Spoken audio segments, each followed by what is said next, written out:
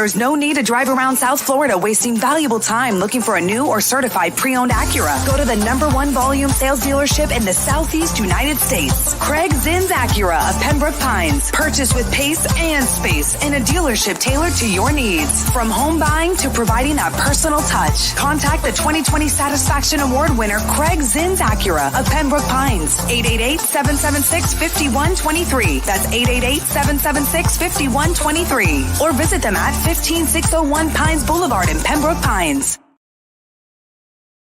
With more than 62 years of litigation experience handling insurance disputes, Welton Rayom is committed to resolving even the toughest insurance claims quickly.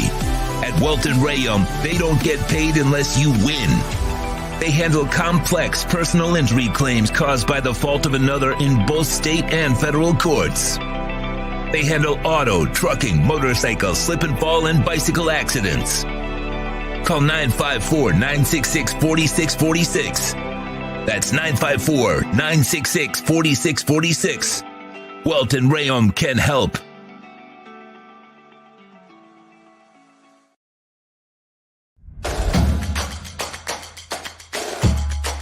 Welcome to Caneswear. New store, new items, same great experience. Family owned and operated since 2010, Caneswear has the latest merchandise from the Miami Hurricanes, Miami Dolphins, Florida Panthers, Inter Miami CF, and more. Come visit us at our store in Davie on University Drive, just south of 595, or online at caneswear.com. Caneswear, the spot Miami fans shop.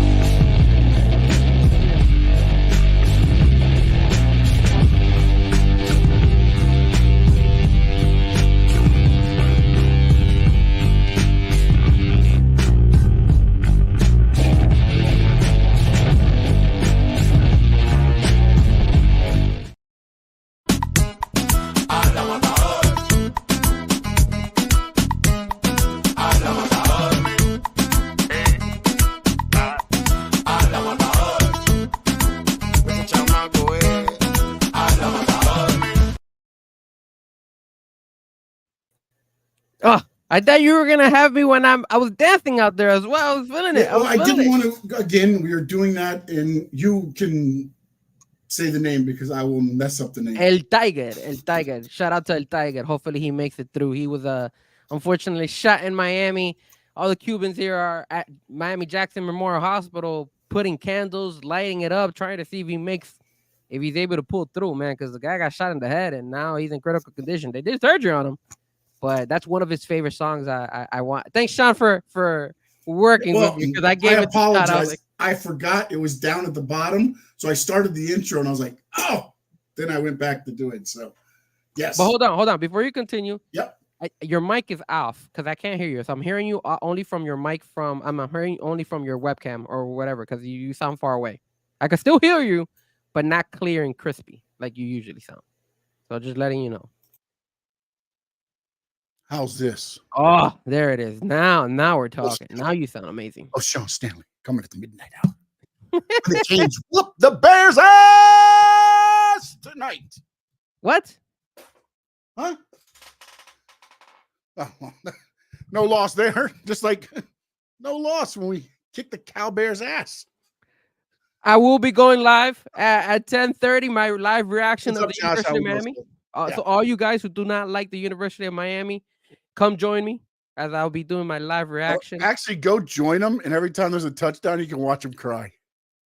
You know what's funny is that some of my friends were telling me, Frankie, what happens if Cal gets destroyed? I said, well, then I'll just end the stream early. It's just that simple. I'm not going to stick around to see a blowout. I'll just end the stream. I'll end the stream early, and then I'll go home. Stick around and just be like, it's that simple. Yeah, all right. We'll do that. We'll stick around. You do. You're not scared, right? You're not scared. I think you Canes fans better be scared. Did you see College Game Day? They were out there already. The Cal people, man, 6:30 in the morning. None of the players were out there, buddy. It was the Mario Cristobal was out there. Yeah, Mario was out there. Mario was out there. I saw Mario out there. He was they were booing his ass. I love that. I wish. Well, that's I what wish I should could- be. When you're on at an enemy territory, you should the opposing coach should get booed. Whether there's Canes fans there or not, there should be more Cal fans there than Canes fans. There was a lot of Canes fans. Wherever it's at, you should have more of the crowd being against the opposing coach than for. I just hope it's a good game. I hope it's a good game because it's gonna be a great game if you're a Canes fan. Nah. I want it to be not so much if you're Frankie Ferezko. It's gonna be like watching the Gators. I want. Whoa! We got a big game. We got UCF Knights out there today, so I'll be watching that game first, and then I'll tune into I'll do my live reaction of when Cal defeats the University of Miami. I'm gonna be so excited, man. Oh man, I'm gonna see if I could get like a Cal background and everything. It's gonna be great. I can tell you now, it's not gonna be great, but it is what it is, and we are back on your computer, telephone, whatever, tablet, screens, whatever you're watching us on. It is the Squared Circle Digest. I am Sean Stanley. That's the great Frankie Ferezko down there. And after a couple weeks off, the traveling has kicked my butt. And but we are back. We're going to be doing some talk tonight. We're going to discuss some of the topics are the AEW TV deal, the Vince McMahon documentary, AEW back. AEW moves that are being made, WWE moves that are being made, and then finally we will end it with our bad blood picks. Yes. And the pay-per-view will start at 5 o'clock. Well, actually, the pre-show starts at 5 o'clock. The pay-per-view starting at 6, which I'm still interested to find out the thinking behind this, but we shall see.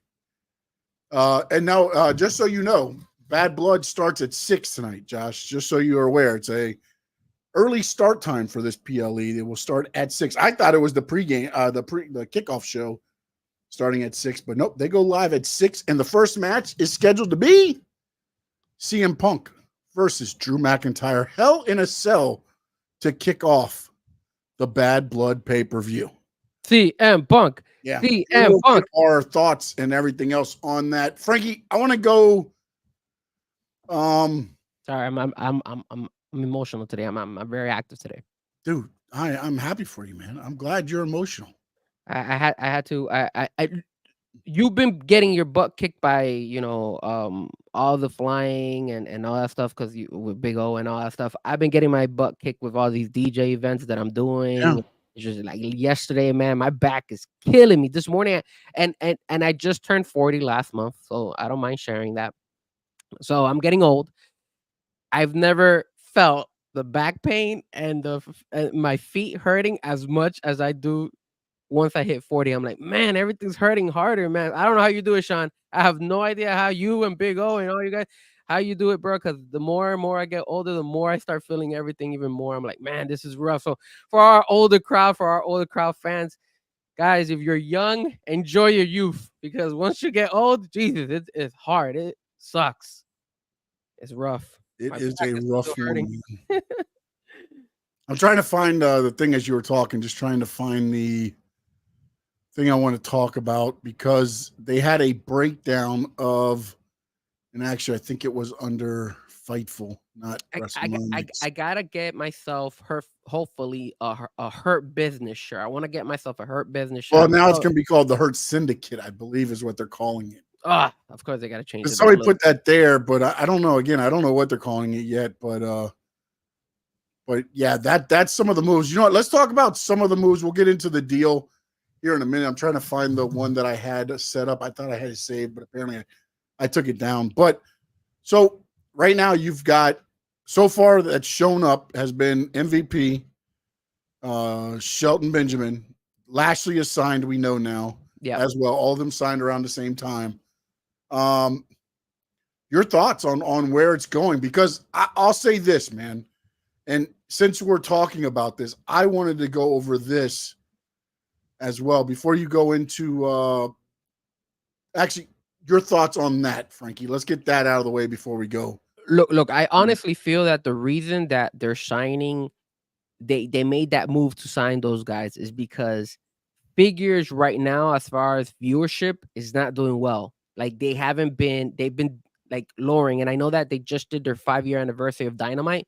So because of that, and their viewership just keeps trending in the wrong direction, I think what they're trying to do now is like, hey, let's try to get some of these guys that people know and might miss. Because the first thing I told you once we spoke about it a little bit was I think that was the right move for MVP to come to AEW.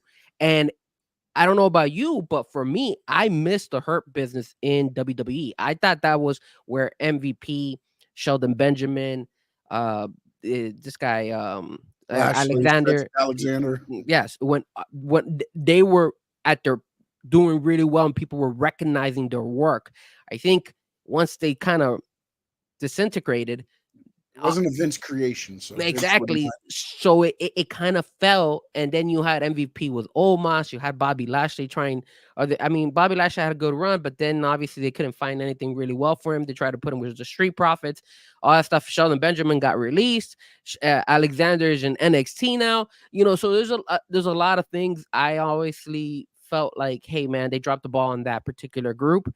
Now, obviously, Alexander's still with WWE, but the other guys are going to be now in AEW. And even if they do kind of change it, tweak the name a little bit, you're still going to know that's kind of like the Hurt Business. They are saying Hurt, so you kind of have the idea. So I honestly feel that this is going to be a great move for AEW. You need viewers. I think you're going to gain viewers from those guys making their way over to the AEW world. The only thing I'm concerned, Sean, is that this is looking like the WCW, where you're signing so many guys from the old roster from WWE, and how much are you paying these guys? So I don't know. I don't know if they're getting a little bit, like, I know Tony Khan has money. WCW didn't have that much money.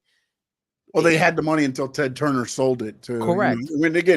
It's about, that's where,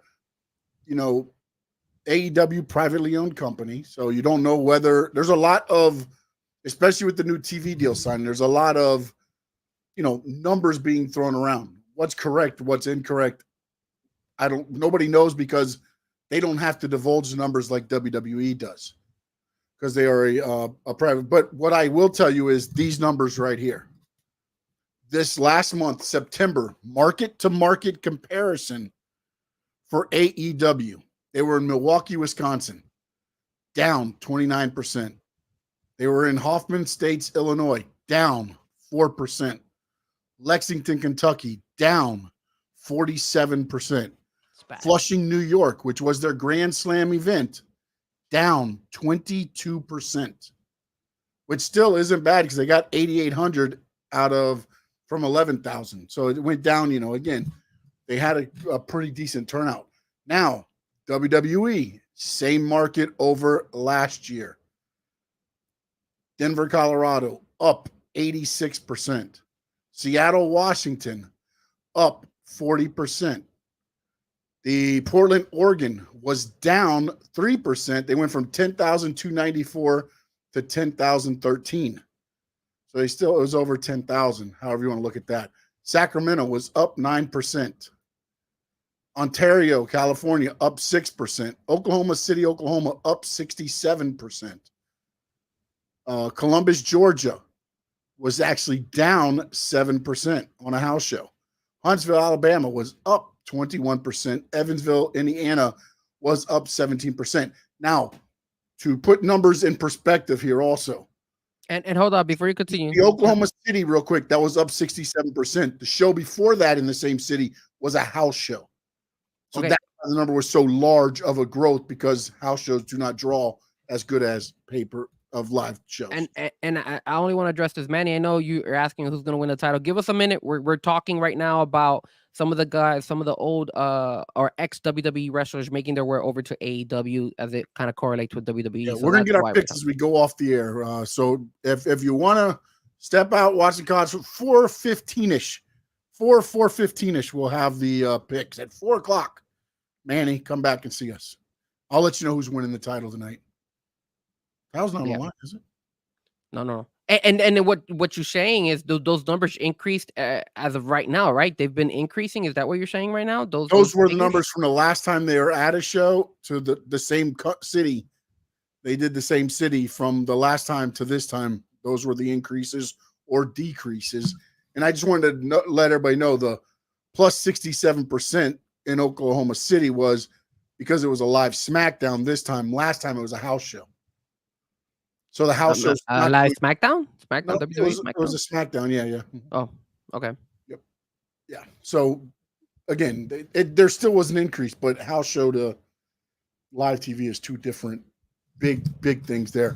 I'm happy for MVP. I am. I'm happy that he's going to get to go and kind of do his thing, man. I'm hoping they give him a little bit of the leeway on this. I know he's worked a lot with Heyman. I know he's worked, a lot with, guys. And I know he's very smart to the business and what he has, the idea he has for the Hurt Business, Hurt Syndicate, whatever it's going to be. I just hope they allow it to portray out on TV the way it should, I guess, is the way that, because again, I don't doubt Shelton, I don't doubt Lashley, I don't doubt MVP, but it's hard to trust and believe in TK at the moment.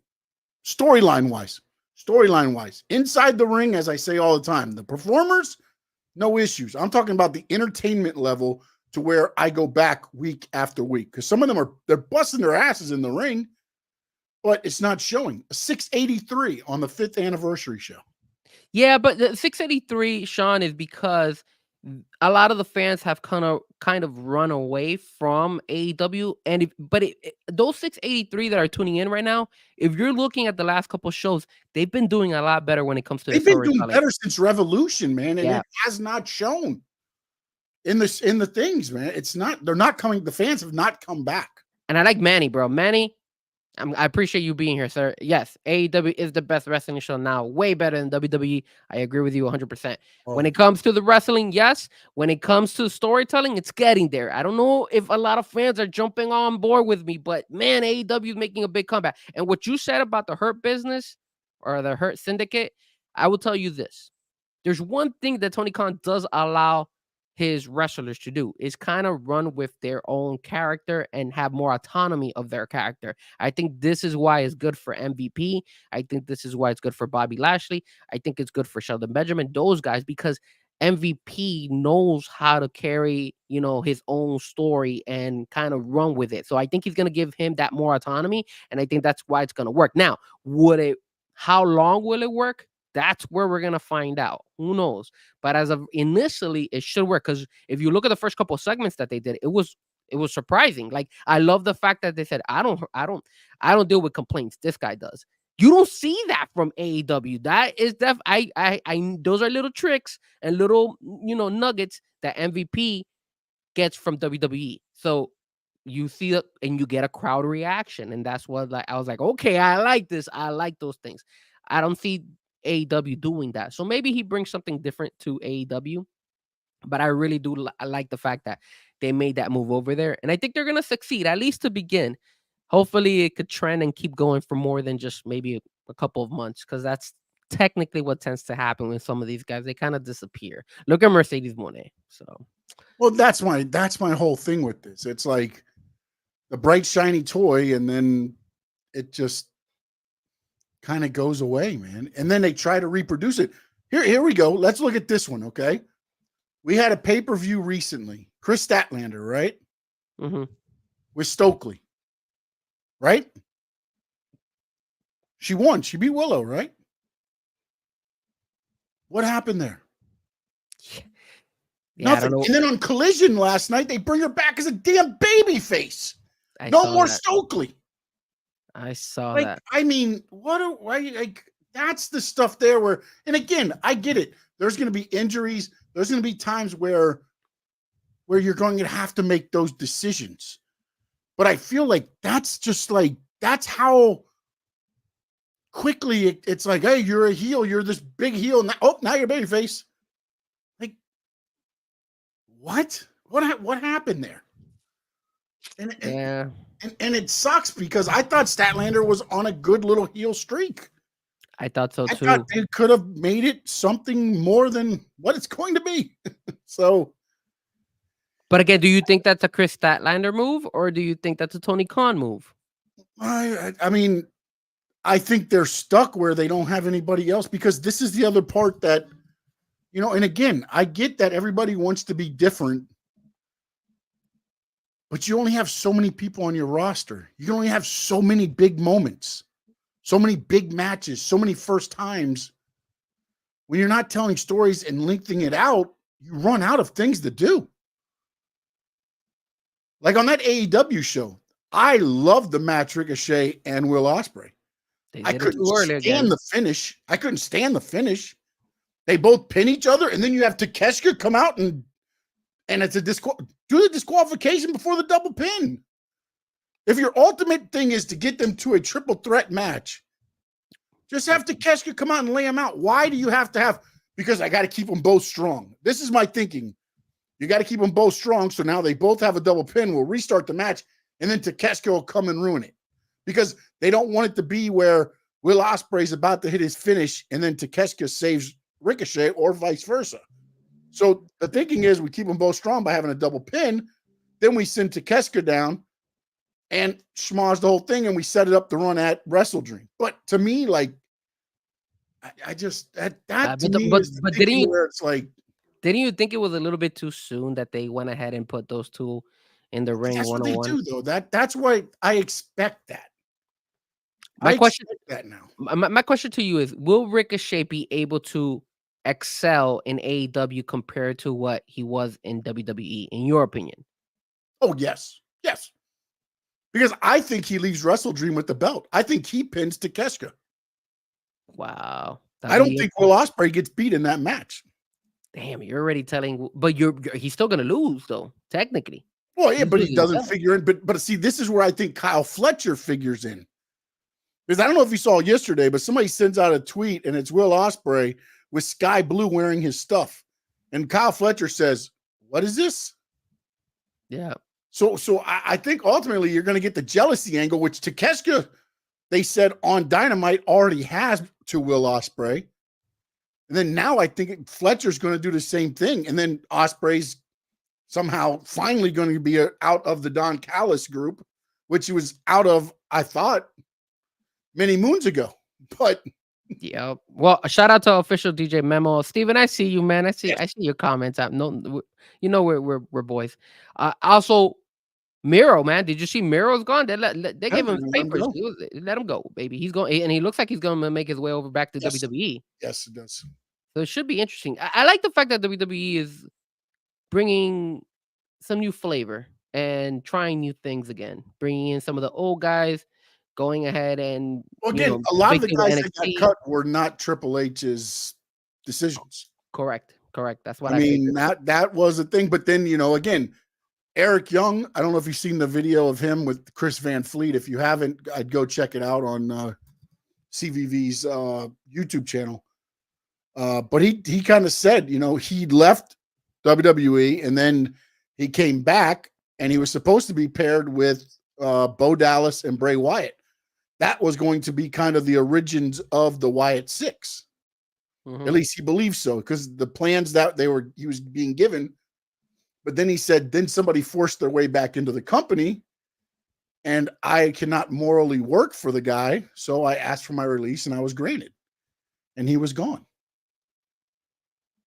So, and that guy we know is, of course, Mr. Vincent Kennedy McMahon. Oh, so, which we'll be talking about him here in a little bit too. But again, now you got them coming back. You saw the thing on SmackDown last night for the Motor City Machine Guns. A lot of people thought they were going to go to NXT and Penta and Phoenix were going to SmackDown. But apparently, what was reported by Sean Ross Sapp on Fightful this morning was that it's been the Machine Guns that were going to SmackDown the whole time. Now, whether both groups were going, I don't know. But it's been confirmed that the Motor City Machine Guns were always going to SmackDown. Whoa, sir. Whoa, Manny. Whoa. NXT wrestling needs to disappear. Absolutely not, man. You obviously have not been watching NXT. They just beat your boys in AEW on ratings. Not that it matters. Wait. They're going up head to head next week. No, I think next week AEW is Tuesday. So we're gonna see what happens. Yeah, but again, this is the thing where CW gets to more households than TNT. Yeah, that's true. But I mean, so there's more things there too. But again, but I love somebody calling out Dave Meltzer though the other day, because he said the number for AEW was down because they had the baseball championships and things like that. And then somebody was like, well, baseball playoffs were Tuesday night as well, and the debate was on Tuesday night. yeah, I didn't watch the debate though. And no responses. But I mean, it's one of those things where it's like, again, people play it right down the thing. I mean, look, AEW's numbers have been going down consistently, whether it's, I personally think it's just the storytelling. It's not the matches. The wrestling inside the ring is fantastic, but you're not going to get the casuals with fantastic wrestling because they're not going there to watch the wrestling. That's the problem. You're not going to get them to return.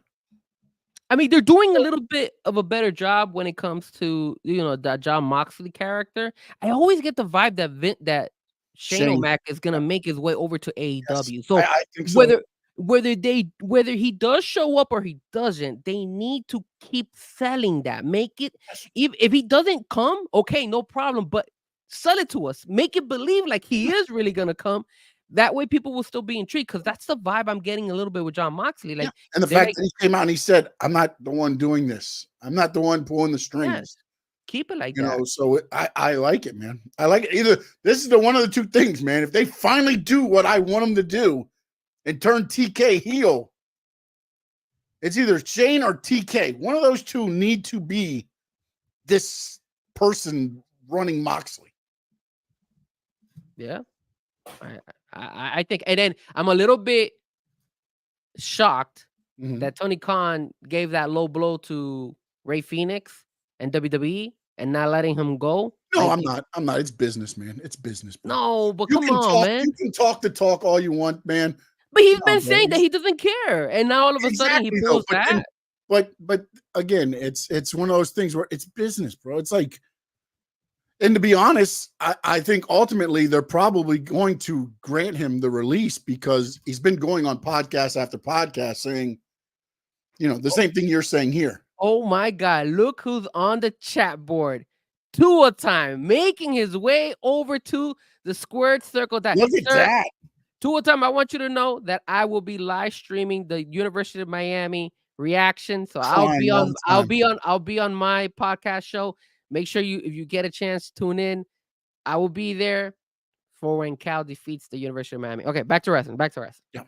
And No Doubt says Moxley and Hangman are like the same character. I mean, there's some, I guess, the fact that they're both like real dark right now, I guess, but Hangman's always been, he feels he's in the right.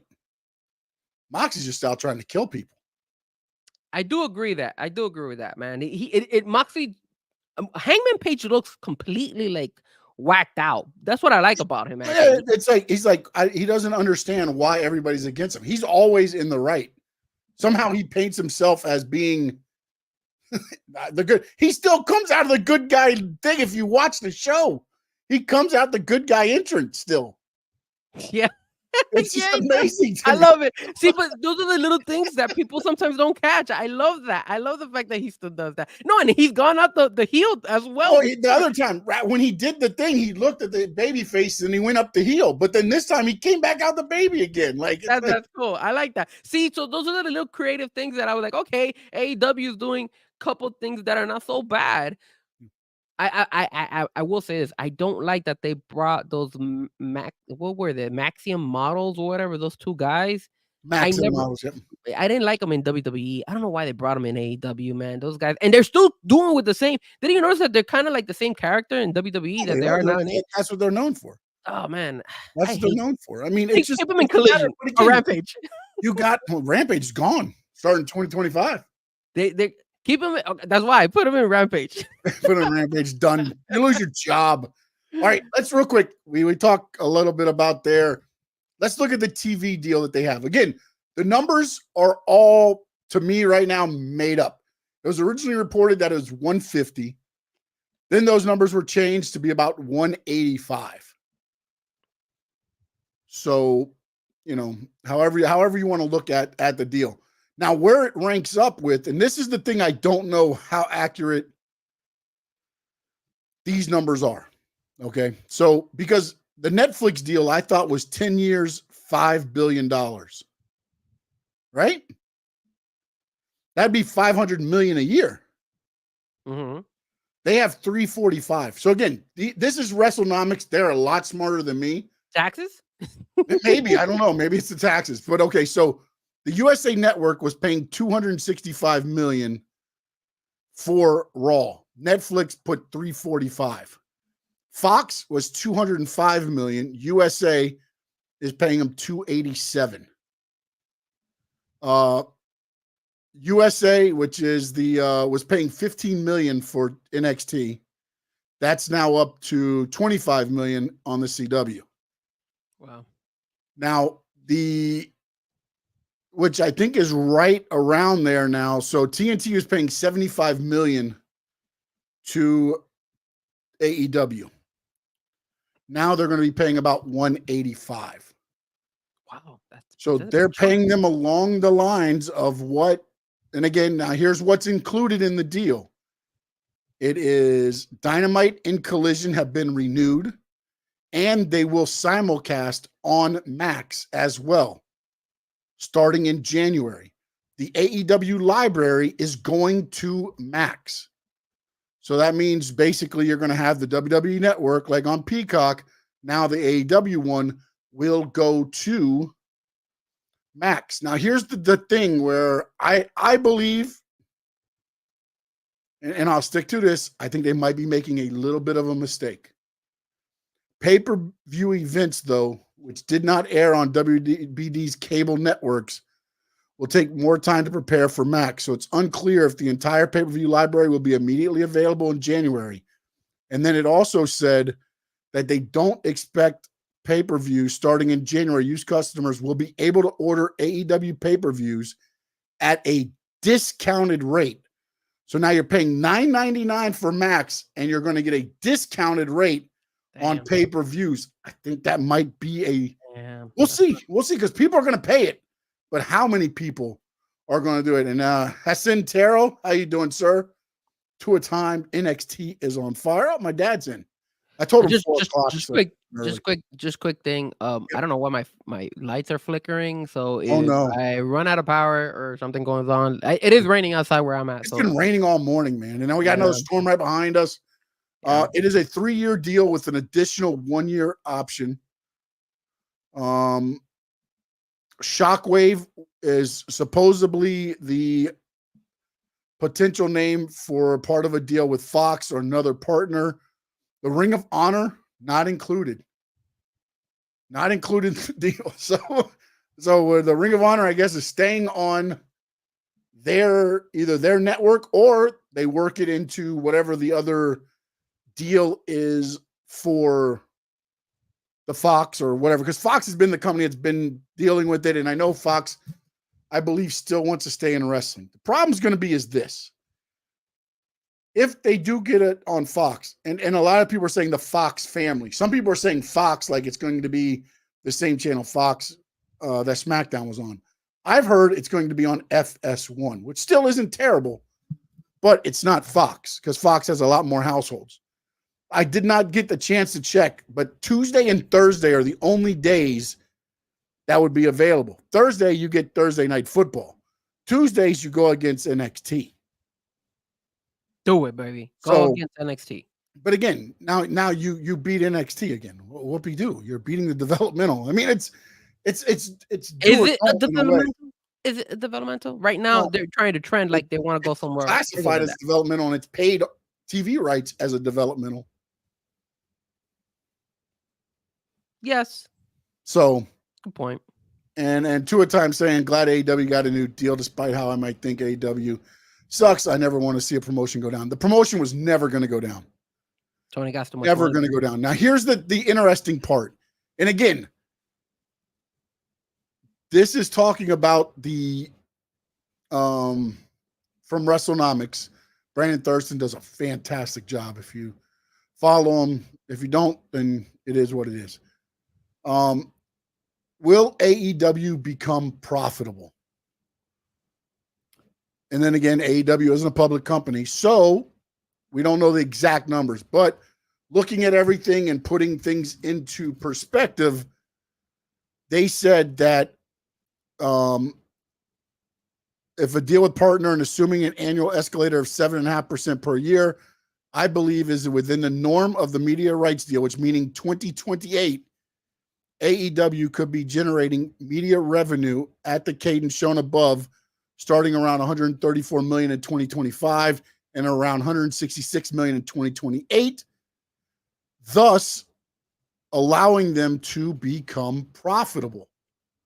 And Hassan, yes, I saw your comment. We're gonna talk about Bad Blood. Give us a few.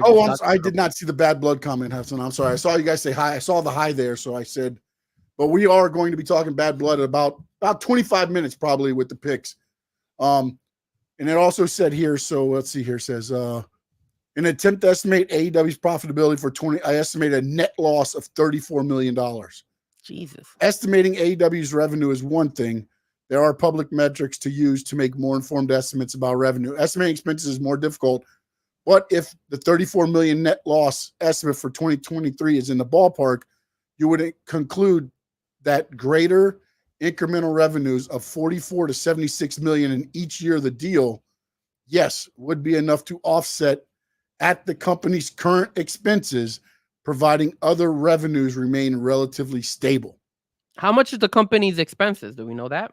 That they don't, they're just estimating depending on like what, I think they get the figures from WWE.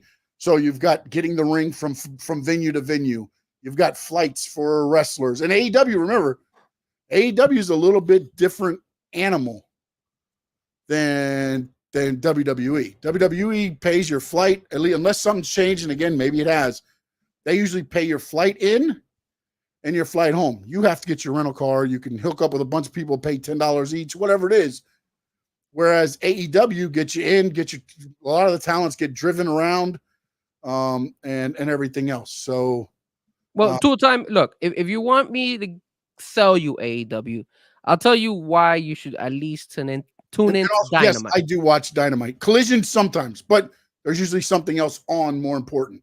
I will tell you this. Look, do you want to watch? Should you watch Collision? Collision is not doing so well. Ever since CM Punk left, Collision has gone downhill. So I don't watch Collision. Hopefully they figure something out with Collision.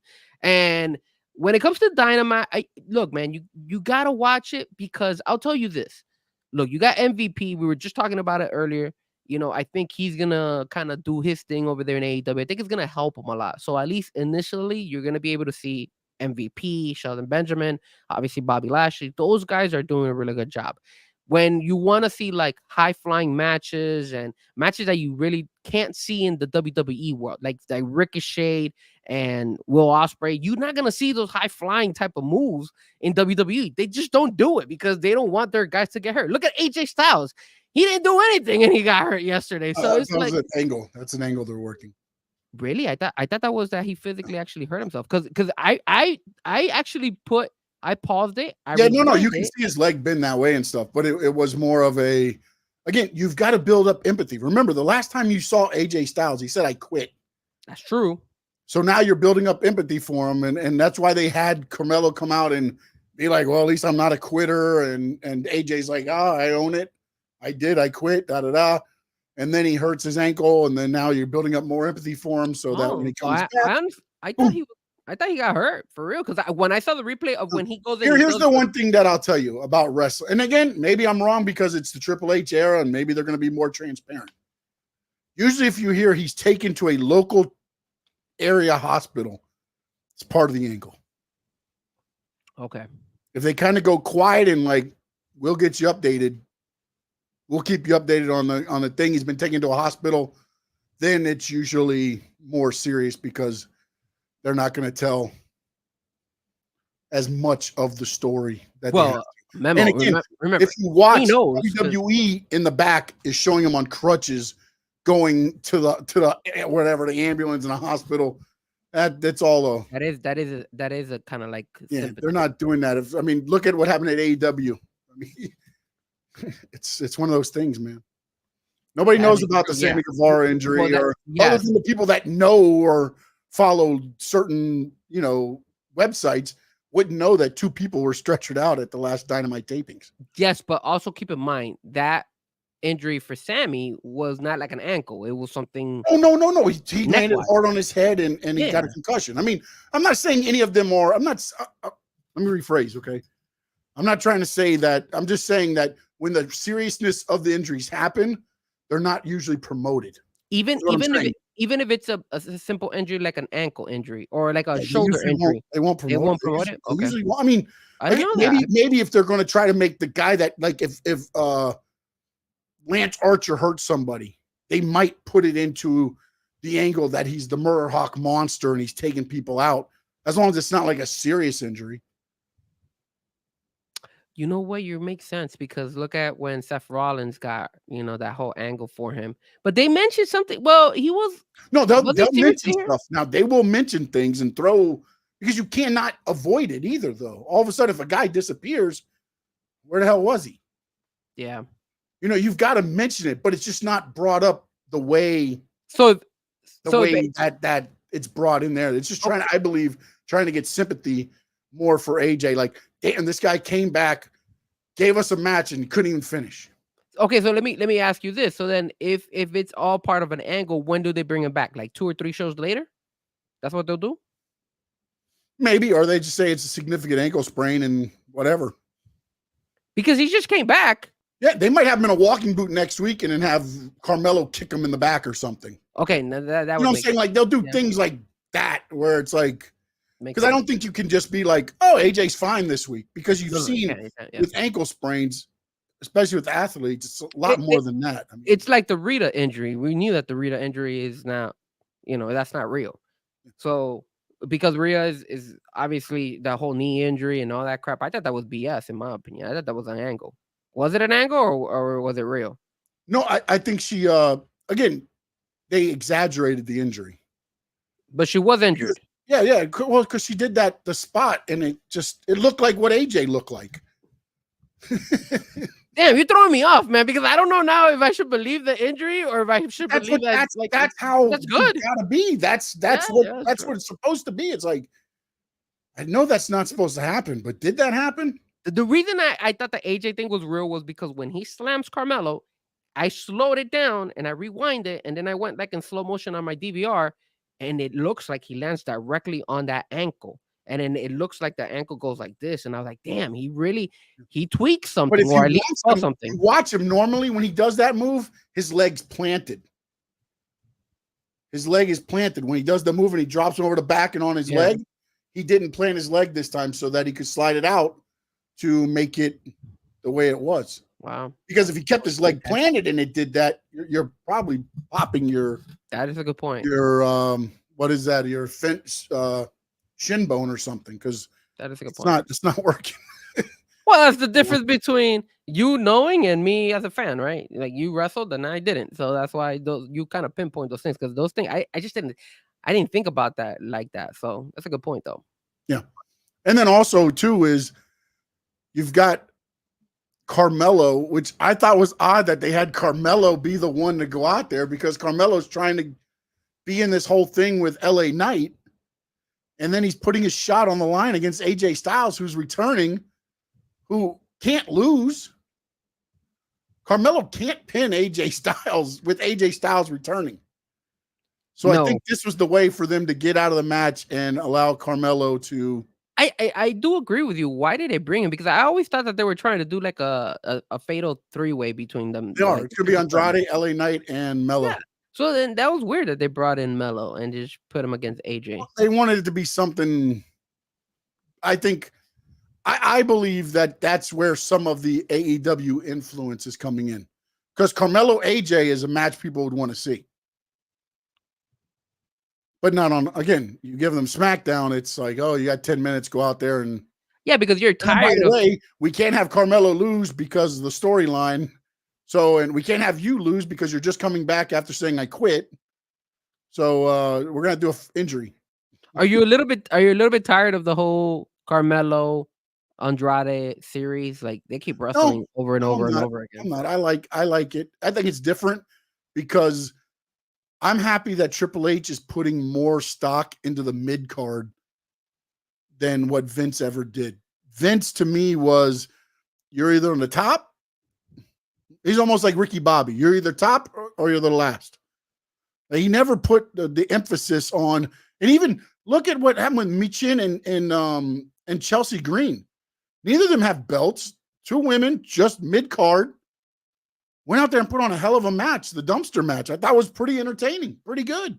You know what, man? I gotta give Michin like huge props, man. That girl is great. Wrestling every freaking show. She's great, man. She's great. And she's not utilized well enough. And again, I don't know what it is or whatever, but now and then I remember, I think it was actually Tua Time who tweeted at me and was like, Chelsea needs a belt. And I'm like, no, she's too good. She doesn't need a belt. I think she's very talented and entertaining without the belt. Why put a belt on her?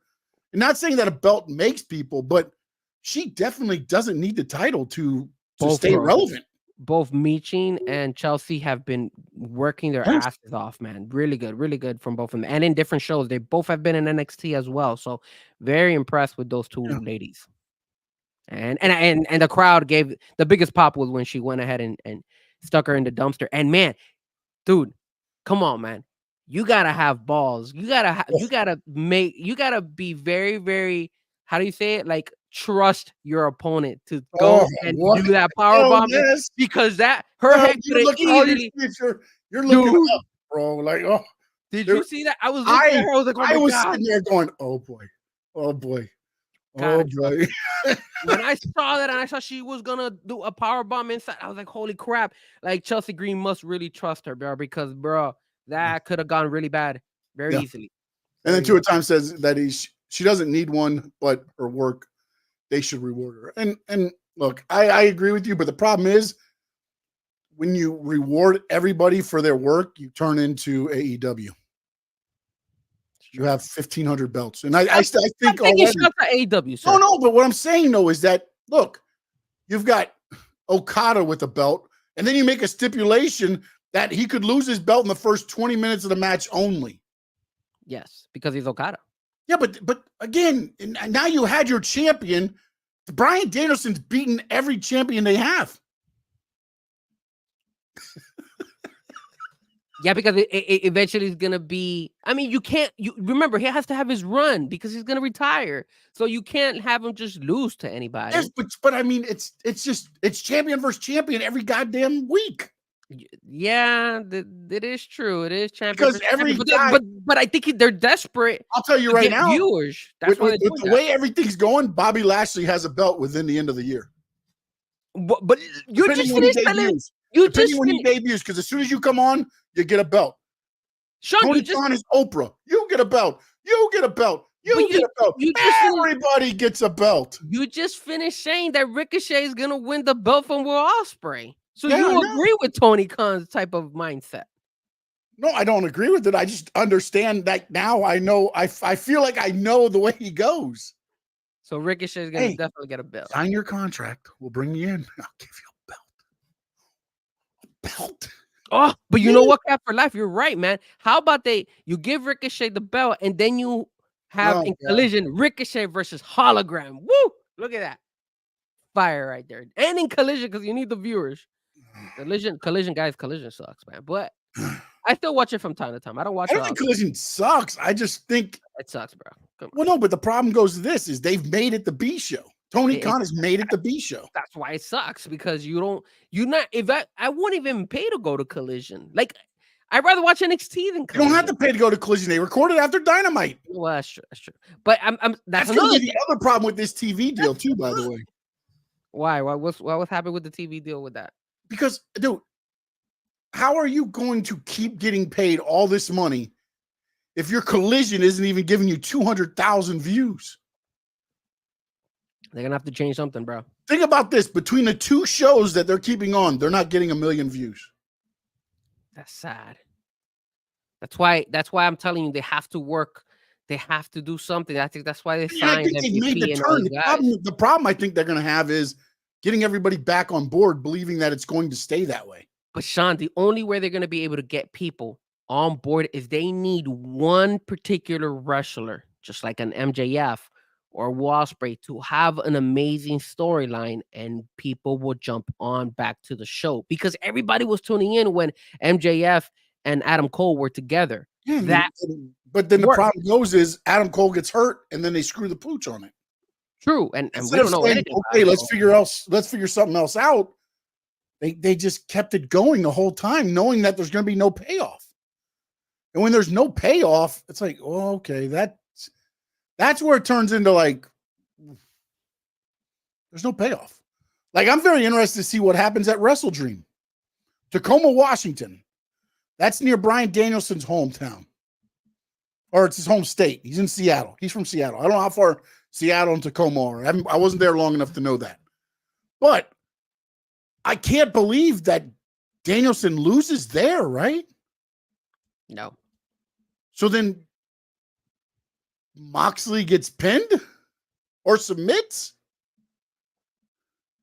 Yeah. Sean agrees with me too on the chat board.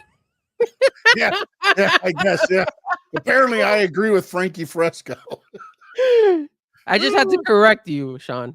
I mean, I had to correct you to a time. And to a time, just so you know, when he types something, it comes up as me too. No. Miami's not losing. No. Miami's not losing. Sean types that on there as well. So we we are in sync. I'm gonna do a show like this. I'm gonna do a show like this from now on. So we're so in sync that it basically whatever I write, he writes. Yeah. Okay.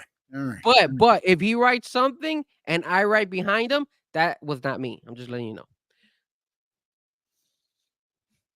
Just letting you know, guys. Just letting you know. That's how the show works here. Yeah, Frankie Ferezko's following. It's not legit. All right. Let's talk about Vince McMahon documentary, right? Yeah. Let's talk about it. Did we watch? Did you watch it 5-6 times? I have not watched it the 6th time yet. I've watched it 5. I'm still picking up little things from here and there, but I like it. I honestly didn't think there was anything. Cat for Life, by the way, I just saw him in there too as well. So I just haven't seen him around a little bit. He wants some more AEW. I know, Cap. I know. Yeah. I think he wants more hologram. I mean, hologram versus Ricochet will probably draw some numbers over there in Collision. I'm not gonna lie. That'd be interesting. You can't go any worse. That is true. Maybe they feel that because Rampage is gone, that some of the Rampage viewers. Well, Rampage is not gone until the end of the year. No, I know that, but eventually they're gonna gain some of those viewers over the Collision. I highly doubt it, but anyways, just saying. Because at one point in time, I think Rampage was outshining Collision, right? They had better viewers. I can give you some scoops on the Bad Blood stuff. Do you want to talk to me? Yes, give it to me. Give it to me. I want to hear. All right. So here's what I got so far. And this is from Sean Ross Sapp of Fightful Select. Dominic's Lowrider is on the scene.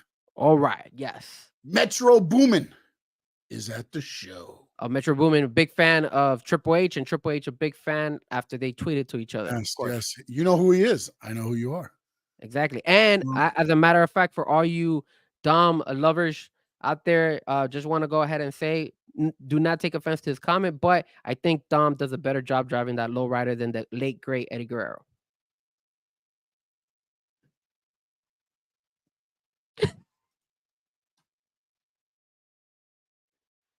Yes, sir. Yes, sir. So Sean knows that Dom does have a better. He comes in better style in that lowrider than Eddie Guerrero. Not one bit. Liv Morgan missed her appearance this morning. She's fine. Still scheduled for the event tonight. Oh, thank God. Gotta keep Liv out there, bro. Her sexy ass. I did watch the Vince McMahon documentary. I didn't watch it 6 or 7 times like you did. I only saw it once. It was good. I out of all the episodes, I liked the very last one because the last one kind of was like something new more than most of the stuff. Like if you're a hardcore wrestling fan, you kind of already most of the stuff that they did show you kind of knew about it. That's what I felt. Sorry. We're told the earlier start time for tonight's WWE Bad Blood is a bit of corporate synergy within TKO. They'll wrap up before UFC starts their big UFC 307 pay-per-view. So that means the pay-per-view is going to end 6 to 10 and it'll go off right when the main card of UFC starts. Yes, because Pereira is fighting today. Yeah. Just good match. I will be what I'll try to do, guys, is since I'm going to be streaming my live reaction of the Canes, I'll by probably then he might not be. Oh no, sorry, 10 o'clock, 10:30. Yeah, the first quarter you'll probably still be streaming. You're absolutely right. By that time, Cal probably has blown out Miami. That all the fans have already walked away from that stadium, and I probably wouldn't have any viewers, only the haters like me. So I like it. You're such a piece of shit. I was Say that with the utmost respect. I love that Pat McAfee out there this morning. He was all in it, bro. I know Pat McAfee is not going for the University of Miami, even though he took a photo with them. He's with fans of the University of Miami. He is definitely going for Cal. Yeah, because they're the same colors as West Virginia Mountaineers. Exactly. Same school colors. All right, so go ahead. Your thoughts on I cut you off on the McMahon stuff. It's okay. You always cut me off. Let me go ahead and say that. Oh, but I was going to say one. I'm just kidding. Go. Let me go ahead and say that Vince McMahon's story. I mean, the documentary. I mean, look, man. If Netflix wanted to get people to join in, I mean, they got me, man. I signed up.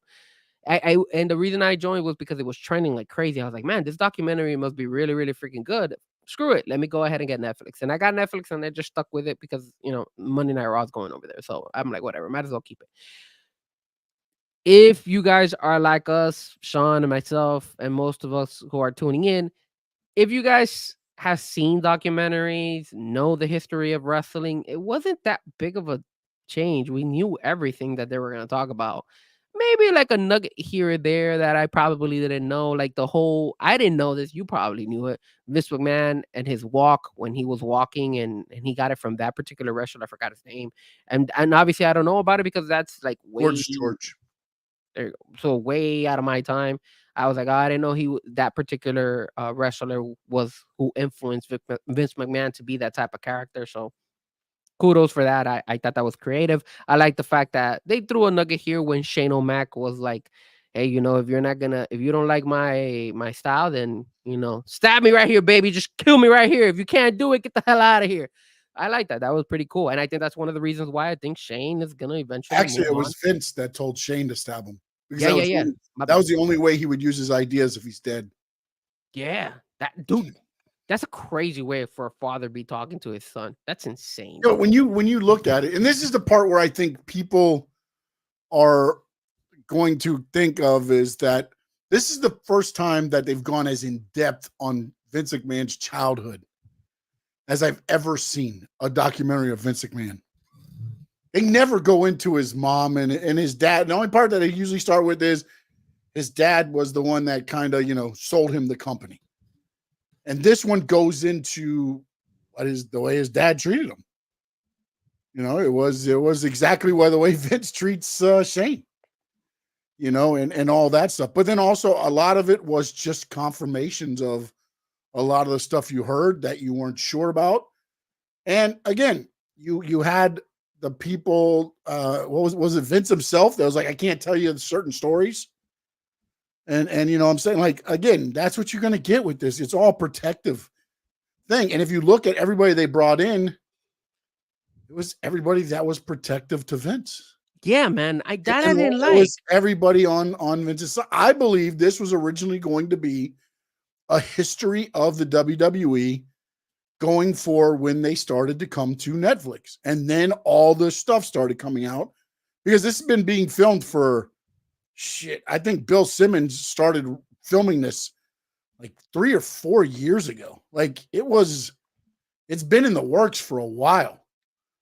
And then, so I think it's changed a couple times, but then, I don't think they showed enough of, the stuff that he was that did wrong, that did bad, the people that he screwed over, the people that he just held down because he could. That's the part that I kind of like, I take issue with in a way is because it's like, you did bad, not the stuff that we know about on the personal level. I'm talking about in the business. And then to have Trish Stratus and the person that I don't know her one bit, but she seems like a great person. For her to be like, yeah, when I had to bark like a dog, but we got you, right? I mean, but that's the shit that he did in real life to other women. Like that, and that was just brought out on screen. And it was just kind of talked about like, that's just Vince. That's what Vince does. It's like, you're telling me that you're put in live camera in front of thousands to bark like a dog, and you go and your mindset is like, well, that's part of the show, and that's what we got you guys. Get out of here, dude. No, I'm gonna be pissed as hell. Like, what? But again, let me ask you this, Sean. For her to have done that, was it that she just typically agreed? I don't remember the exact year, but WWE might have been all that was available. So, and not only that, but she had to have accepted. She had to have accepted that because, like, you're getting.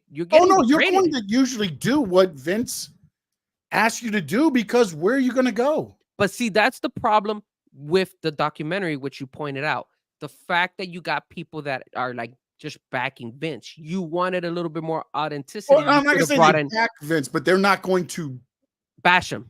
They're not going to go. If you didn't ask, they're not telling you. No, even if you ask, they won't give you a straightforward answer. The whole Ashley Massaro thing, like, that doesn't get talked about enough, man. Like, how do you have people that are like that? That ended up ending her career and taking her down the path to where she ended up dying. Like, that's the stupid shit to me that doesn't get thrown out enough. Like because at that time they weren't a publicly traded company and they were private. You could just do what he could just do whatever the hell he really wanted, and he got away with it. Yeah, 100%. The reason now it's coming out is because somebody finally stood up to him. But how many times? There was 5 instances, I believe, on that thing where there was a ring announcer, there was a referee, there was, I forgot something else. There was the Ashley Massaro thing. I mean, they kept doing NDAs and just close. Oh, okay. Never thought about like maybe there's a freaking problem here. Yeah. And again, I said, was that this show really was like the confirmation of things that you'd heard. And that kind of made me even a little bit more like what the hell's going on? Like, this guy's, I mean, even he says like, oh, I'm that guy. I'm just turned up when I'm on screen. Who the hell comes up with an idea to be like, I impregnate my daughter as part of a show? Or that I make out in front of my wife. Wait, yeah, it's like, and they're laughing about it. Like, it's like, oh, Lord. And again, when I was watching it, as a fan, you're like, oh shit. And then you see the payoff, which was Linda rising up because Trish doesn't give her medicine or whatever. You're kind of like, you just kind of become that person where it's like, oh, good payoff. Great wrestling moment. But you don't think about how fucking sick is this individual that all this happened. Well, hold on a second. Let me ask you this. Let me ask you this because you're right. How sick is this individual? But if you listen to, Stephanie McMahon and Linda McMahon, and you obviously had Shane, you had Trish, you had all these people involved in these storylines, and they agreed to it. Do you think, because I just can't believe that they all just said, yes, we're going to follow Vince McMahon no matter what. Aren't they a little sick themselves as well for agreeing to all this crap? Because Stephanie McMahon doesn't need to do it. And again, I don't know that Linda knows all of this stuff that happened, but she was with him through all of this. Yeah. Okay. And then the other thing goes, you've seen the relationship with him and Shane. You can only imagine what the relationship is with him and Stephanie because Stephanie left the WWE after a while and said, I've had enough. You're coming back. I'm gone. Yeah, but see how look at her actions speak louder than her words. On the documentary, she only spoke. But remember, this stuff was filmed 3 to 4 years ago. Some of it was, not all of it, but some of it was archived footage. I don't know when those things were spoken. Well, then they should have gone ahead and gotten some more recent. They should have held it off and should have done more because that's the thing. Like, you don't know when everything was filmed because remember, it says, I think 2022, Vince didn't show back up because the allegations came out. Oh, and Will Rallis Sport. Appreciate you, my friend. UK, man. What time is it over there, man? I don't know. Good stuff. Good They're stuff. getting ready for that Bad Blood pay-per-view, baby. Yeah, we gotta go. We're gonna talk about our predictions in a couple minutes. Yep. And then so yeah, that's my thing is like when you, I guess when you sit there and you hear like, because again, wrestling really is a blurred line. It really is. It's like, yeah. So see, all the Vince doc was filmed 2021 or before. I kept seeing the things pop up. So Yeah, like all of that was before all of the shit. But not only that, they try to get him to. They do mention that they did try to get him to sign. I mean, to have an interview after the whole allegations came out, and he walked out, and he's like, "I'm not doing anything." Because and again, and the Bad Blood start. Yes, it does start 2 hours. The whole thing was, Janelle, like that. If that doesn't show in her, and then Vince's, I think lawyers tried to put out a thing right after, like that, this documentary is like giving him like a bad image, right? They're showing everything that, but that's what he was. Not only that, Sean, it's like they got mad because of that. Sit there and talk about like how many times. Think about this. Eric Young morally wouldn't go back to WWE to work for him. CM Punk literally walked out. Naomi, Sasha Banks walked out. How many others have happened? He laid off 125 people on Thanksgiving weekend during COVID. And you know what? And the show goes on. And you know what? That's what I wish they would have also showed, because they feel that this documentary gives Vince McMahon a bad image. I guess his attorneys and Vince, because I was reading on X a while back. The only thing I don't like is that again, this, and then here's where the line kind of blurs too, Frankie. And this is my question I'll have for you. Nick Khan was at WWE. Triple H been at WWE. A lot of those people, Pritchard as well, been at WWE. How much blame still stands with WWE? With Vince being gone, is that really just... Because I also know that the way, at least my understanding of the way Vince ran, it was his way or the highway. So it didn't matter who you were. And you saw that because as soon as he came back, Triple H took the back seat again until he was forced to resign. Yeah.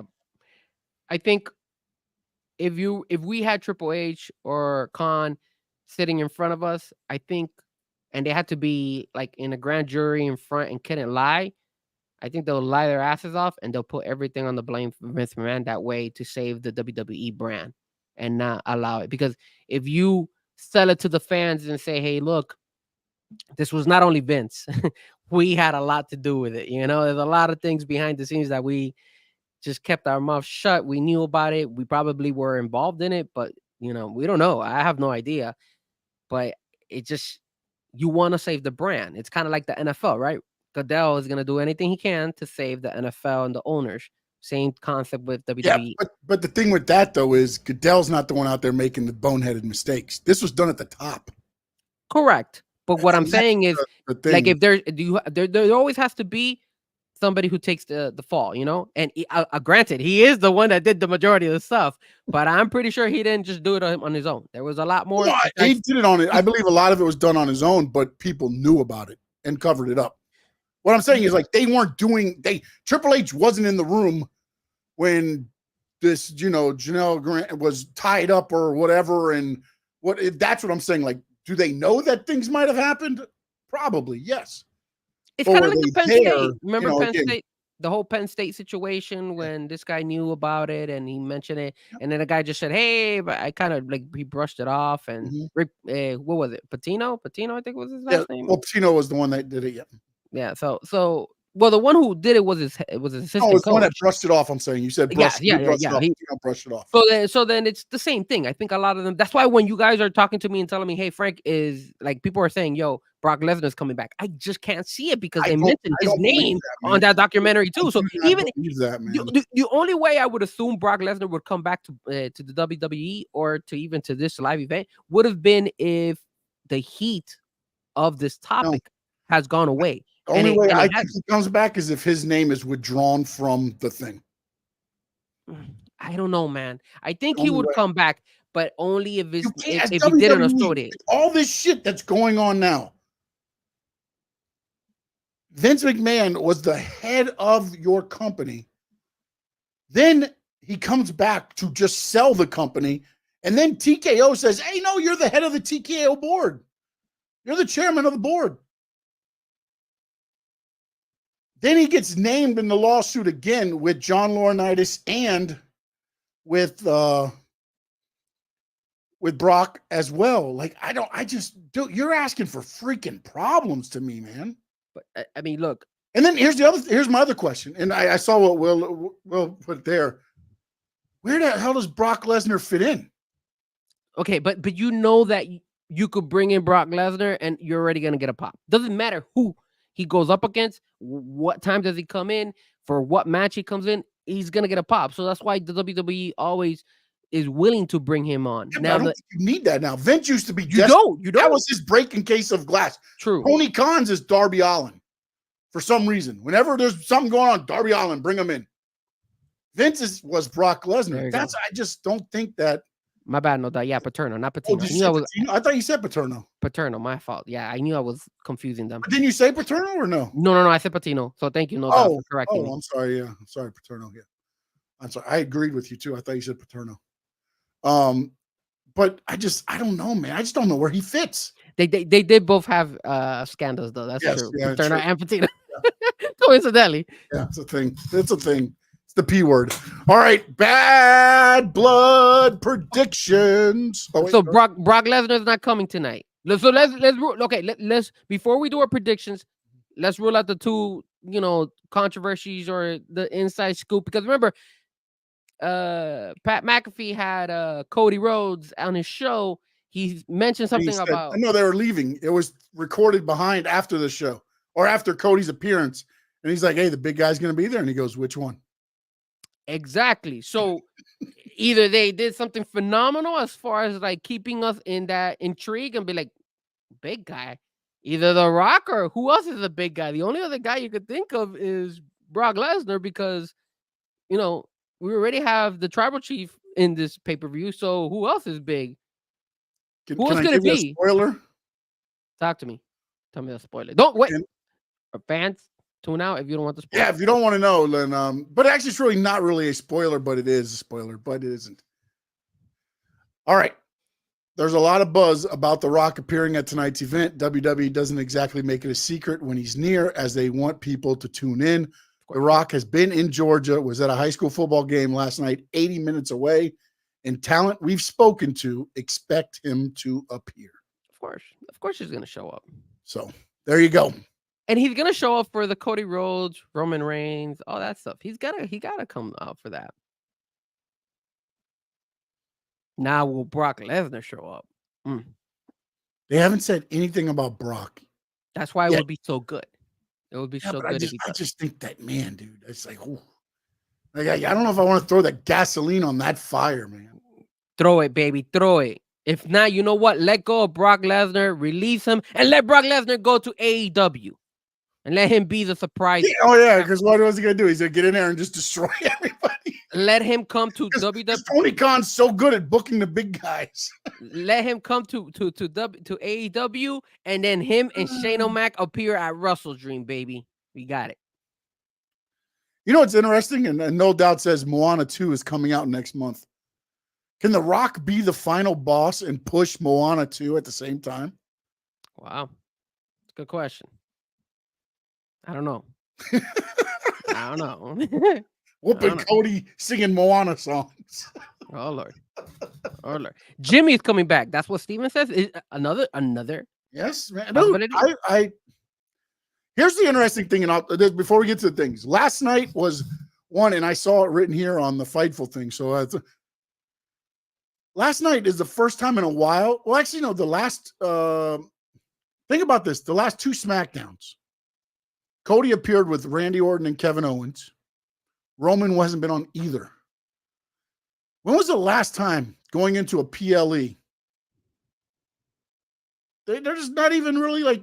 Last night it was about Bailey and Nia. No. Last night was about Pam and Nia.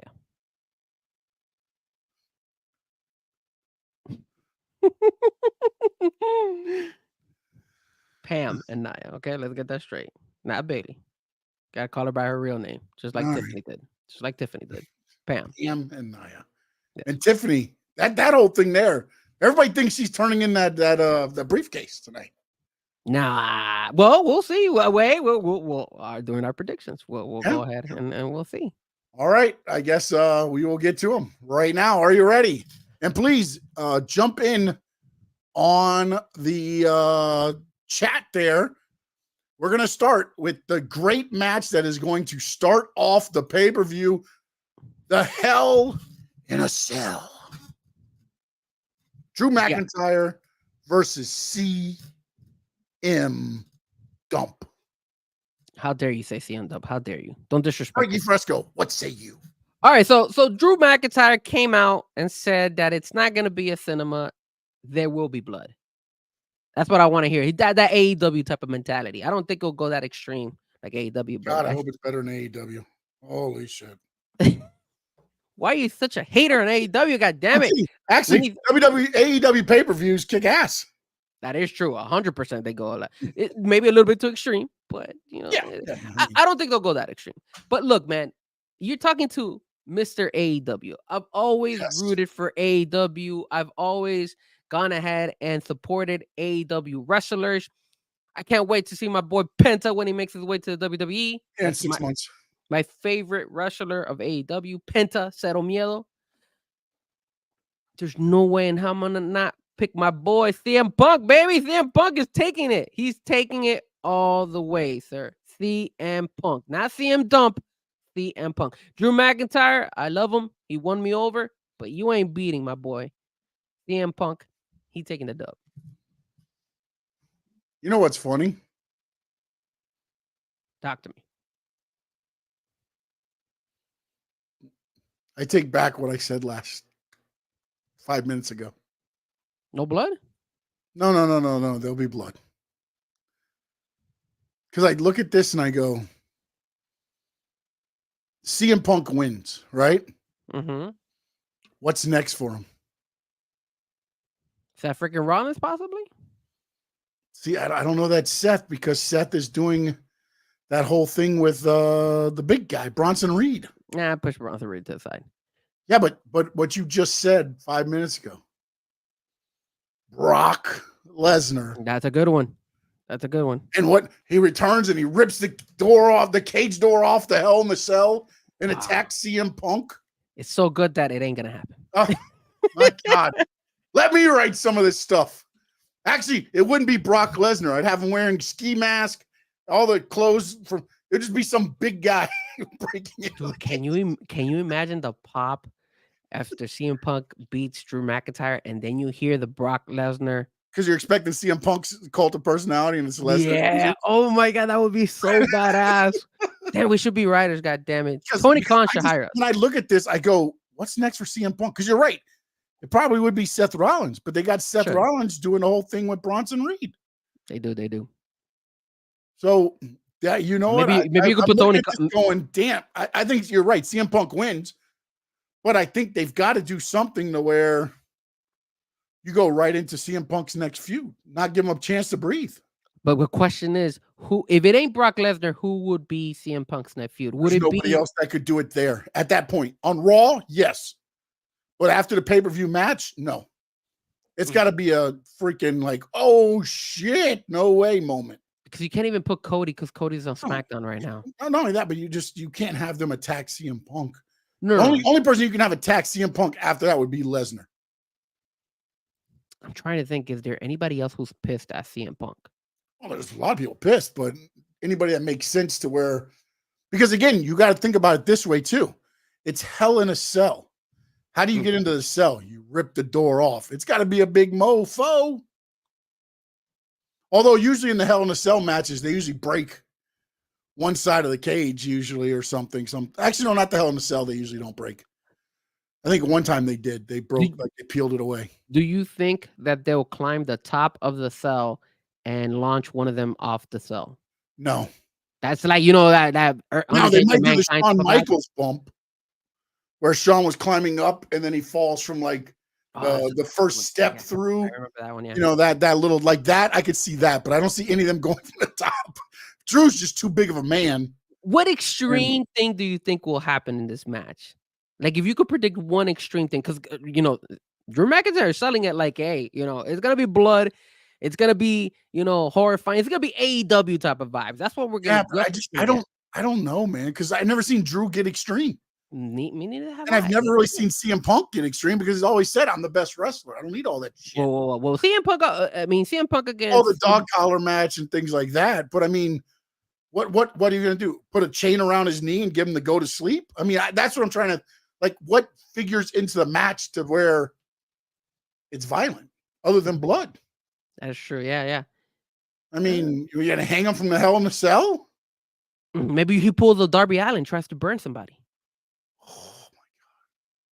But that's too extreme. Flamethrower under the ring? Look at us coming up with some creative stuff. We're so good at spending other people's money. So extreme.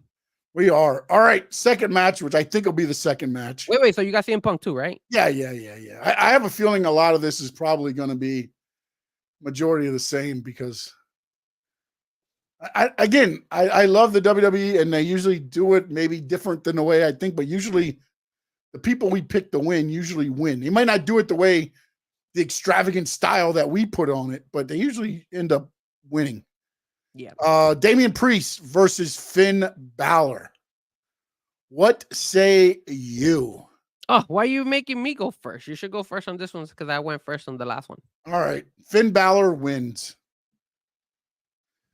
And the reason he wins is because I feel like one of the Terror Twins is going to win and one is going to lose. And I feel like the feel-good moment would be Rhea Ripley winning the women's title. So I'm giving you my pick there too as well. And since I believe that, I think Finn Balor ends up winning this match over Damian Priest. I'm gonna go with no doubt on this one. I got Priest. I just feel and it probably will be because I'm thinking of angle-wise, and they're probably gonna give it to Priest. But I just feel that there's always gonna. I don't see both Rhea and Priest, one winning and one losing. I have the vibe that they're both going to win. I don't know why, but that's the vibe I'm getting. But if they both win, then you're saying that this is done with Judgment Day, which I agree it should be done, but I don't think it's going to be done. That's the thing. I mean, man, you're making me want to switch my pick. I'm going to stick with Priest. I'm going to say Priest. I'm just saying because if and then let's go right to the women's. Liv Morgan, Rhea Ripley, Dirty Dom suspended above the ring in a shark cage. I got Rhea Ripley. Dominic Mysterio drops a chain or something from the cage down to the middle of the ring. Rhea gets to it before Liv. Liv loses, and JD McDonough moves in on Liv. And the Dominic Mysterio babyface push starts. Hell no, man. How dare you go ahead and put a Dom babyface? We don't want to see Dom as a babyface. Oh, they've already brought out the lowrider, baby. Come on. Yeah, because he's mimicking the thing that we best knew Eddie Guerrero for. Yeah, and then what I happened? lie, I cheat, and I steal. I cheat, I steal. And what became one of the top baby faces when he did that? Are you kidding me? You're telling me Dom will go back to... No way is he going to be a baby face. No way. I don't see it. I don't see it. All right. I don't see it. I'm going to go... Did you see the way JD McDonough looked at Liv this week at Raw? Yeah, but... Yeah, okay. All right. I'm going to go... Liv look back over? Yeah? Okay. Baby Dom is what we're gonna call him. Baby Dom. I was gonna go with Rhea Ripley, but this is the way I look at it. I think he lies, he cheats, he steals, he finds a way to get Liv the victory, and Liv wins. I'm gonna go with Liv because you're right. They're still gonna keep that whole Dom and Rhea Ripley type of storyline. So it can't just be Rhea winning and then Dom just going ahead and becoming a baby. No way, bro. No way. I hope it doesn't happen. If it does, you're dead to me, Dom. You're dead to me. Wow, just like that, huh? I don't know. I don't want him to be a baby. How dare he be a baby? At least not tonight. Don't be a baby tonight. You could be a baby in 2 or 3 years. Yeah, but and no doubt he escapes the cage. I get that, but then where does he go? He's hanging above the ring. He's gonna rappel down. I mean, he's gonna drop from the top of the cage and hit a hurricanrana on Rhea. And then let me ask you this: how, if Liv Morgan is in the lowrider with Dom, for him to turn on Liv after having her in the lowrider? No way, no, man. I'm not saying he's turning. Disrespecting. I am not saying he turns on her. I'm saying he tries to help her by dropping the chain down, but Rhea gets to it first. Like what happened with the whole chair thing that led up to all this bull crap. But do you think? But then how? And then what? He all of a sudden makes like a face, like a smirk, saying, "Hey, that's what I planned all along." He doesn't. No. But JD McDonough's big ass head, damn guy's head's bigger than mine. He starts filling Liv's head with all this bull crap, and then Dom gets kicked out of Judgment Day. Rhea feels bad for him. Dom, Jay, and Damian Priest against JD McDonough, Carlito, and Finn Balor. I like the way you think. I think you're thinking too deep into it. I think Liv wins. That's how I feel. Deep, man. This is what happens to me, brother. I start my own show. I start my own show in my head, and it's like, this is great stuff. Oh, damn, nothing happened. No. WWE Women's Champion Nia Jax. She takes on Pam. I'm a big fan of Pam. I think Pam has. I like the fact that they're selling. She has Pam. big assets. She does have big assets, and they've been doing a lot better job using her. She's been coming out. I like the whole little, situation with Tiffany Stratton. Question here is, will Tiffany cash in Money in the Bank? I don't think she will. I don't see Pam winning. I got Nia Jax winning this one. Yeah, this is one of those ones where like I can go either way because I can have Tiffany coming out and distracting Nia and Bayley hit something, or the other way around, Bayley gets distracted, Nia hits something. But I wonder this. With the Liv Tiffy, would Tiffy cash in on Liv or Rhea? No, she's only going to cash on Nia. Then why doesn't she cash in today? I think because what they're going to do, I think they want to keep the storyline because. Yeah, but last night, Nia said to her, she left was like, I feel like they've kind of come to the end of it when Tiffany's like, I don't need the briefcase to beat Nia. And then Nia's like, excuse me? You can't beat, I feel like there's not much more you can tease. I think you can still tease it a little bit. Oh boy. I think this is what Naomi. I think Naomi comes and helps Pam out because remember Naomi and Tiff have been going at it. They just had the match. So I think when Tiff is about to go and help Nia Jax, Naomi comes in and helps. Remember Naomi's hosting with Jade and I didn't even know she was hosting. Bianca Belair. Bianca Belair, Jade, and Naomi are your hosts for Bad Blood. Well, there you go. So I just don't. I don't see Nia. I don't think for me it would make sense for Tiffany to cash the Money in the Bank on Pam. So that's the reason why I think Nia Jax is gonna win. I think they'll keep holding it off. I think they'll go ahead. She does a thing where she cashes in and pins Pam. Ends up making it a 3-way. She pins Pam. I was thinking that Nia, and then she still wins the belt. I this could be like, I didn't beat you, Queen. I feel that they can. I mean, I wouldn't be surprised if they try to do a three-way between Tiff, Nia, and Pam. And no doubt, the reason I keep saying Pam is because Tiffany Stratton made a mistake and called her Pam last night on SmackDown, which is her real name. So, but she corrected. She said Pam Bailey. So, but when everybody heard that, all of a sudden you see Google and everything was trending. Like, why is people looking for Who's Pam Pam? Bailey? Who's Pam? And that's Pam Bailey's first name, Pam. But I will say this. I don't know, man. I think it'll be a bigger pop if Tiffany cashes in on Nia, which if you're See, I think right, it's in just this gonna one be should be right. when you hear her music, there's just going to be a pop. Of course. Because like right now, look, boom, Nia hits a big move or misses a big move. They're both down. Tiffany's music hits. Everybody thinks cash in. Place is gonna blow up. But what they tried it already once in SmackDown. She didn't get a chance to cash it in. Yeah. It's because Nia rolled over and looked at her, and she was like, Exactly. So I think that's gonna happen again. I think she's gonna be like, "What the hell are you doing?" And then that's when Tiffany's gonna back off and be like, "No. I just came here to help you." I think they could roll but with if that they one more did time. this, and this is why I'm the big head sometimes come in handy. Bailey, Tiffany Stratton goes to hand it in, and the ref's going to grab it, and it's right by Nia's face. And Bailey drop kicks the briefcase, knocks down Nia, gets the pin. The issue is, do you see Tiffany cashing in the Money in the Bank on Pam? Unless she doesn't have to cash it in afterwards. She keeps the briefcase. She goes to hand it. Bailey, like Nia Jax's back is turned because if she's facing it, Tiffany's not going to give the contract. Mm-hmm. But when she goes to hand it, Nia Jax is turning around, the drop kick, the briefcase into the face. Tiffany takes the briefcase back. Bailey on top of Nia, 1, 2, 3. Yeah, but then you're saying that Pam is gonna win. Yep. Do you see Tiffany cashing in on?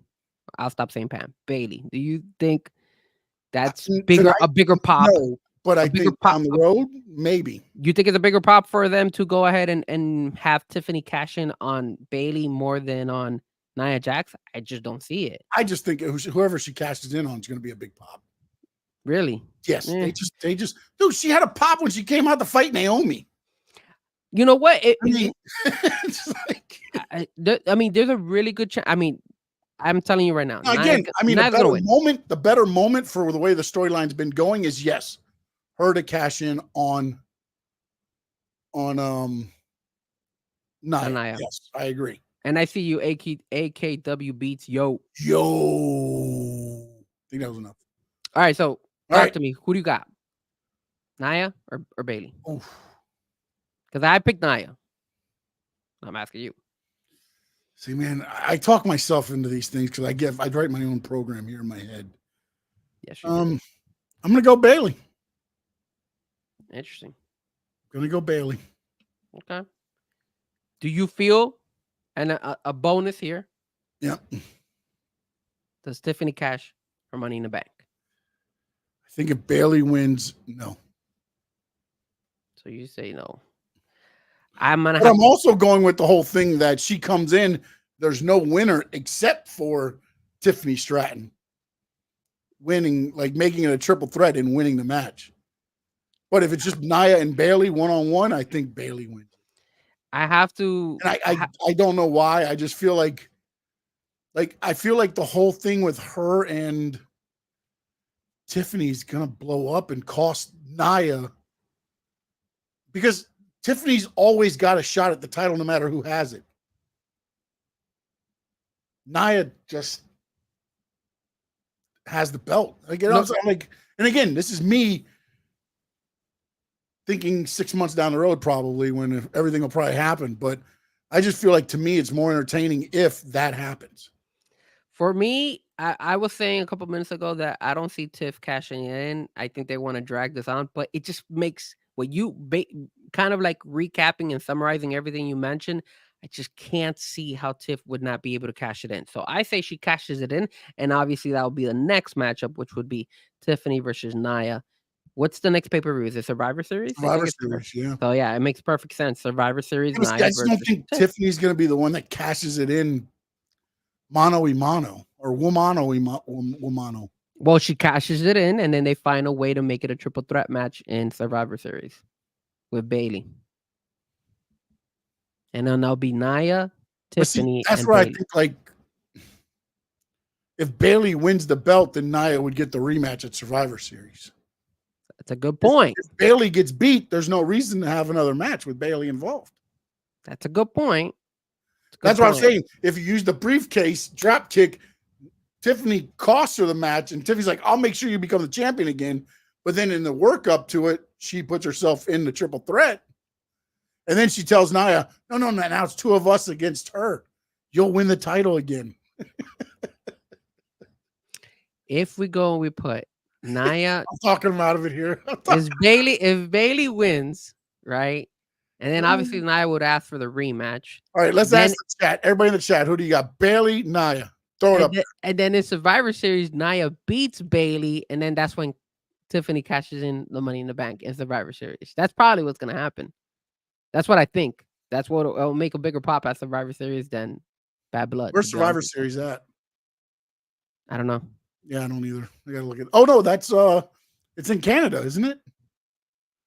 It could be. I think it is. Survivor Series, I believe, is in Canada. Remember, all the big shows are not going to be here in the States now. They're all being outside, right? I think that's what they're doing now. Or they no, because you got except for WrestleMania. Well, SummerSlam is also going to be here. No, let me retract because SummerSlam is going to be. I think it's in Indianapolis. I think it's Indianapolis. Where SummerSlam? Royal Rumble's in Indianapolis. Royal Rumble's in Indianapolis. I knew one of them because it's Pat McAfee. So there's a couple. Steven says Nia. No Doubt says I trend to Nia, and Bayley moves down to middle card for a bit. The thing is that how do you get Bayley still involved between Nia and can Nia and Tiffany? Although maybe if Nia, like you're saying, also though now thinking this way, as you said, Tiffany and Naomi get involved. Now you go to Survivor Series with a 4-way. You could do a Fatal 4, yes. But then who would be the champion? Who would be the champion in that Fatal 4? Then they all get involved, and Nia keeps the belt because it gets thrown out. I'm gonna stick with my guns. Obviously, we both agreed. I said Nia, you say Bayley, but when it comes to the bonus, does Tiffany cash in? You say no. I'm gonna say yes. I'm gonna stick to my guns. I'm gonna say she cashes it in. I think it's gonna be a bigger draw, Nia versus Tiffany at Survivor Series. So I'm gonna go that route. And to be honest, whatever Tiffany does, it's gonna be a pop. So it doesn't matter. 100%. Then the main event, the tag team match. It is Cody. It is Roman. Can they trust each other against Solo? And Jacob, the Preacher Fatu. Here's the issue for me. The Rock is going to be only there. One? Here's the issue for me. The Rock is going to be, and I feel he's going to get involved in this. And I feel that he's going to backstab Roman Reigns. I don't know why. And he's got to be with Solo. He's got to be the one pulling the strings with Solo. Solo's not doing this on his own. No. The only way that would be crazy. Oh my God.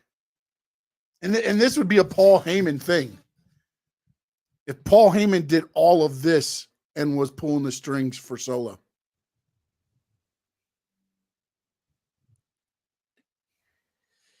Question is, do we get Paul Heyman back? The wise man. Do we get the wise man back tonight? Put himself through a table just for the benefit of the group. Jesus, you guys, man, and I hate Steven too. Kids and everybody's like, "Oh, he's here with Roman, yes, yes," and then he does the Paul Bearer with the Undertaker, and he just nails Roman.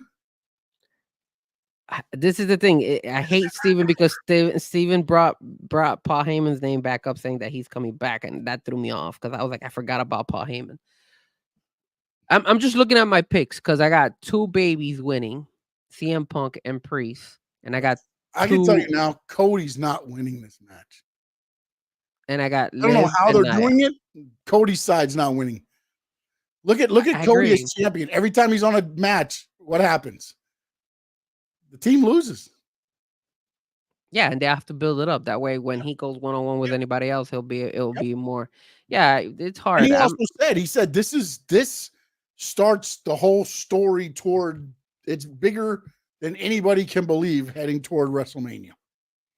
And then Pat McAfee said, well, is it your story? And he said, it's a story. Yeah. And I did love that part on the thing on Triple H and him. When he's like, it's his story. He's like, Jesus, Cody, everything can't be your story. I can't see it, man. You're right, man. I got the bloodline, bro. Bloodline all day. I don't know how they're going to do it. I just feel like they're going to win it, man. It's one of those things to where it's like, I don't know that Cody and Roman turn on. Oh, you know what? Also, actually, I think there's a pay-per-view before Survivor Series. It's a clash. It's a Saudi one. I believe there's a Saudi pay-per-view before. Let me think. I just remembered that because I want to say Clash of the Castle, but I don't think it's Clash of the Castle. I'll tell you right now. So we got. Oh man, damn! I gotta go all the way down. All right, so we got. Yes, Steven Gonzalez. I've got Finn winning too as well. All right, so we got here. Hold on, I got you. All right, so we got Crown Jewel. Crown Jewel is it? That's it. Yep. Yeah, that they're doing in Saudi, and then Survivor because he said that tonight it will be announced. Cody on the Pat McAfee also said tonight, as a spoiler, he was let everybody know that who his opponent will be mentioned tonight in the stipulation, I believe. Here's the crazy thing, man. If with my predictions, I got CM Punk and Priest winning. That's 2 babies and 3 heels winning. You got it the other way around. You got 3 babies winning and 2 heels winning. So, because you got Punk, Rhea Ripley, and Bailey. Yeah. And then your 2 heels are Finn Balor and the Bloodline. I think I'm wrong on the Bailey one, but I think it makes a storyline wise, it makes a way. But then also, I didn't even think about it. You've got Crown Jewel there. Although usually the women don't defend the title. Well, they do now.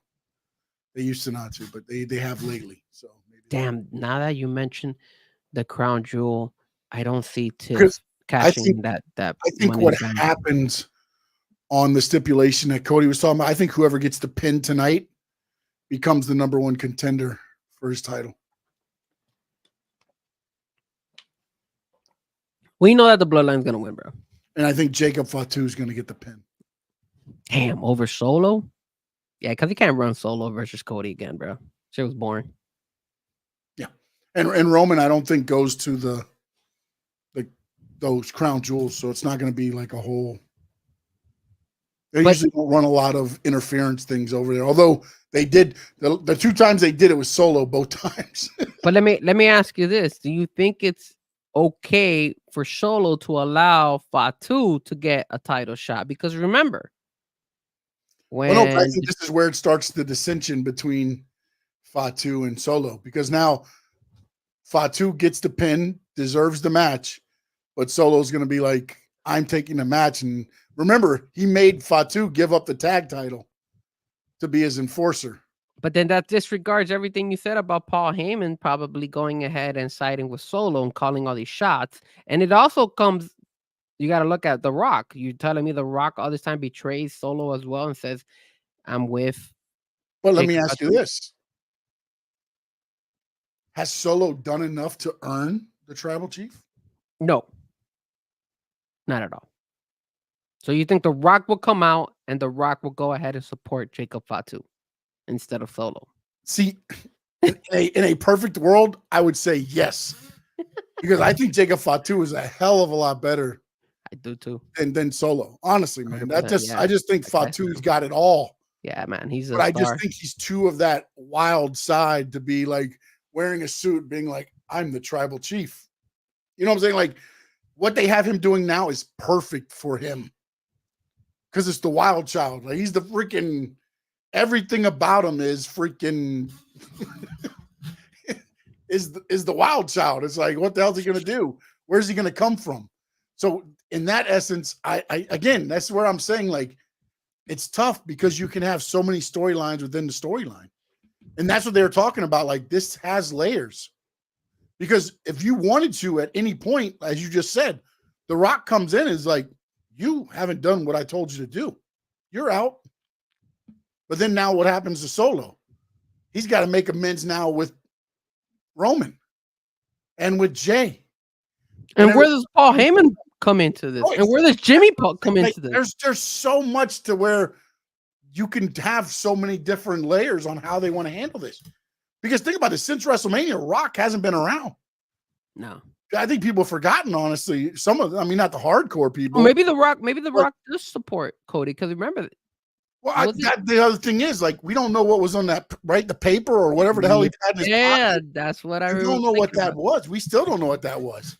Yeah, we don't know what he gave him, or like what if The Rock comes out and everybody's like, oh, he's here to turn on Cody and this and that, and he hits Solo with the freaking thing. But then Cody and Roman win.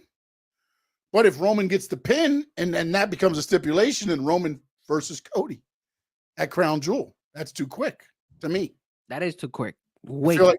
Or if that's the case, that match isn't going to go, like, it'll go and then everybody's going to hit the ring and ruin it. Man, this is You're not going to get a winner. This is a pretty good pay-per-view, even though it's only 5 matches. No, because there's so many like different stories within stories that you can do. Yeah. It's like, 100%. What's next for Drew? What's next for CM Punk? Damian and them, we think, is going to be a continuation of the Judgment Day. Whoa, CM Punk could get attacked by the White Six. Yeah, that's the other thing. Because they did say, you know what I think? I think Xavier Woods is the next person to get attacked by the White Six. Think so? Why? What happened? What was the last thing he said? Everything is not as you say. And remember, he pulled off the mask by accident, and then he tripped up. Who was it that he tripped up? It was Gable, wasn't it? No. Who was Kofi versing? Oh, I forgot who is going up against. Bronson Reed? Wasn't he going against Bronson Reed? No.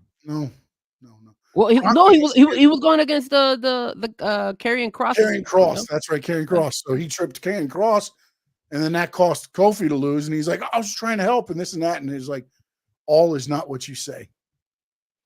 That's a good one, man. I like that. It's gonna be interesting. Man, you see, I need to start thinking more like you. See, I'm just a regular casual fan. I just watch and I'm like, cool. It's just like sometimes it's just like because then but see, I'm not the one fan where when my stuff doesn't happen, I'm like, this goddamn Triple H is a terrible booker. Piece of crap. No, but you don't do nothing I want to do. You do a phenomenal job. I never would have thought about that. And you're like, yo, that makes really good storytelling that Xavier Woods is the next guy that should be attacked by the White Six. That makes sense. And then when it doesn't happen, it's like, oh, wait. So that's who they, it's just, again, that's where I love the storytelling part of wrestling. Like even back in the day, the wrestling wasn't great, but the stories in the thing of, Jim Cornette and the Rock and Roll Express hating each other and just the little things.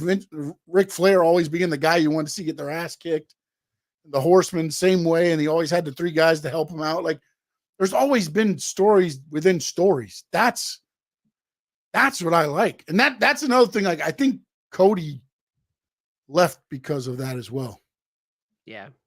Because it's like, okay, we're done with because think about it. He did the 3 years that he was there was the first 3 years. Remember, he said, Tony Khan said himself, I had the first 4 champions picked. Once that 4th champion hit, that's when everything started kind of going like, what's next? Yeah. And you see that, and then now you get where Cody's over here, and it's like, I don't think he's gonna ever talk bad about AEW because I don't think he ever will. But I think when he says everything didn't align up with my thing, his dad's Dusty Rhodes, man. His dad is about storytelling. Storytelling is why Dusty was a pro wrestler. And if you watch the goddamn documentary of Vince McMahon said Dusty was his pick, not Hogan. Hogan got the pick because Dusty said, no, I don't believe in it. Yep. I don't believe you're going to be that big. I don't believe you can make it that big, because he didn't see it, that it could be as big as what he thought. Because again, back in those days, you're going to take this worldwide. Really? I know all these territories that are not going to allow you. And Vince just said, oh, watch, and did it. But 100%. Dusty was his choice. He was. And think about it, this guy. Dusty was not muscle. Dusty was not. Dusty is the epitome of storytelling. But He's it was the goddamn American dream. But it was the The charismatic. plumber's son. I mean, It's his charismatic character. yes, That he could sell it. yes. And then when you start adding the stories into it, and think about it, down here in Florida, it was him against the devil, Kevin Sullivan. The good against the bad. That's what wrestling was back in the day. Good versus evil. Then it's turned into when Stone Cold came in and it was the gray line. Then it was everybody wants to beat the shit out of their boss. Let's do that. But right. but that was only because of Bret Hart. Bret Hart allowed that to happen. Well, That's where Vince because of Bret Hart. exactly. Bret Hart didn't allow it to happen. It happened because of Bret Hart. Yes, Bret that is Hart true. did not allow anything to happen. That was a part of the story that I was happy. I was like, all right, well, at least they brought Bret Hart, and Bret Hart's gonna be a prick and be like, screw. But he sounded kind of soft in the damn documentary. Yeah, no, it was a piece to kind of like, okay, here's the history, but we're not getting too deep into it. And then, but it's just there's. And then you get Triple H finally admitting it and saying, "Yeah, we knew about it." Well, he said that. I mean, that's been talked about. Yeah, but he finally comes out on like actual video. Triple H saying, "Hey, look, yeah, we knew about it." Well, he's told him, "You guys say anything, I'll deny it." Which I don't know at that point. Whatever. I mean, but also it shows you, you know, for everything that he was as a person, as shitty as he was as a person, he was that smart in the wrestling. He was like, well, how the hell can I make this something? I got to take this shitty thing that's happening, polish it up, and somehow come out with a diamond. I got it. I'll be Mr. McMahon. And it all started because he really came out on TV to his whole thing was, I'm going to tell the truth of what happened. Yeah. Bret wanted to leave. We okay with that, but I couldn't let him leave with my title. And the whole thing, makes sense. The reason he couldn't let him leave with his title was because I think it was like 6 months before that, Medusa walked out and threw the women's title in the trash can on WCW TV. Yeah, because she was pissed because she got screwed as well. But that was when Vince McMahon mistreated the women. Yes. Bret, think about this. Bret was signed a deal. Vince couldn't pay him. So he said, go to WCW and barter against me. I'll keep raising your money and then they'll give you more money. Yeah, he looked out for him. And that's what he did. And then you look over at the other guys and they're like, oh, Kevin Nash and Scott Hall didn't care because anybody that came in making more money than them, they got that amount of money because of the deal that they had. Yeah. So all these guys are getting, oh, Bret's coming over for $6 million a year. Beautiful. Welcome, Bret. Thank you. Now I get $6 million a year. It's like, oh, that's why you're out of fucking business. And Bret never made it to the same. Oh, because he got kicked in the head. Oh, come on, man. Goldberg didn't do it on purpose. He didn't do it on purpose, but he just, bro, again, you do what you can do. I'm not going to come into Bret Hart keeps saying that he did it on purpose. And he was like, yo, he kept. Well, yeah, because to Bret Hart, he did it on purpose because he told Goldberg, don't do it in the back. And then Goldberg goes out there and does it. Goldberg was a team player out there, and Bret Hart, it just sucks for Bret Hart that he suffered that injury. He suffered that injury, and then he had a stroke because of it. Yeah. Yeah. It's not bueno. Not bueno.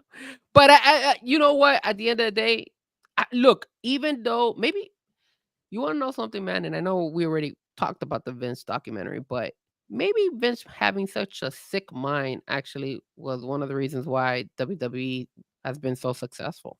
Well, think about the Attitude Era was basically sickness. Vince doing what he wanted to do. Yeah, right? It was basically Vince doing what he wanted to do on TV, and everybody was eating it up. Myself as well. I love the Attitude Era. We still all ask for the Attitude Era. This and that and everything else is like, bro, like you look at it and then you look back and like, oh, Makes you feel dirty, bro. Makes you feel dirty. And that was only like. And again, that's not all the stories either. Yeah, that was only a portion. Shitload of more stories. That was only That's a just the portion. ones that have come up, or lawsuits that have been. No telling how many lawsuits have been NDA'd out, and you can't talk about them. Yeah, that's so much. I'm pretty sure it's a lot more, bro. And they all gotta keep it hush, especially Triple H. Yeah, you keep it. Not only that, but even the big guys who stayed in WWE and stuff like that, like they can't open their mouth and say too much. Oh, they're gonna be brought in already. Nick Khan and them are already on the witness list. Yeah, but you again, when you're in the witness list, you could go ahead and plead the fifth. Yeah, but but again, let me ask you. Because it's gonna hurt him. It's gonna hurt him if he says everything out there. You don't think TKO is gonna go ahead and say, "Yo, why is this guy still with us? We need to get rid of him too."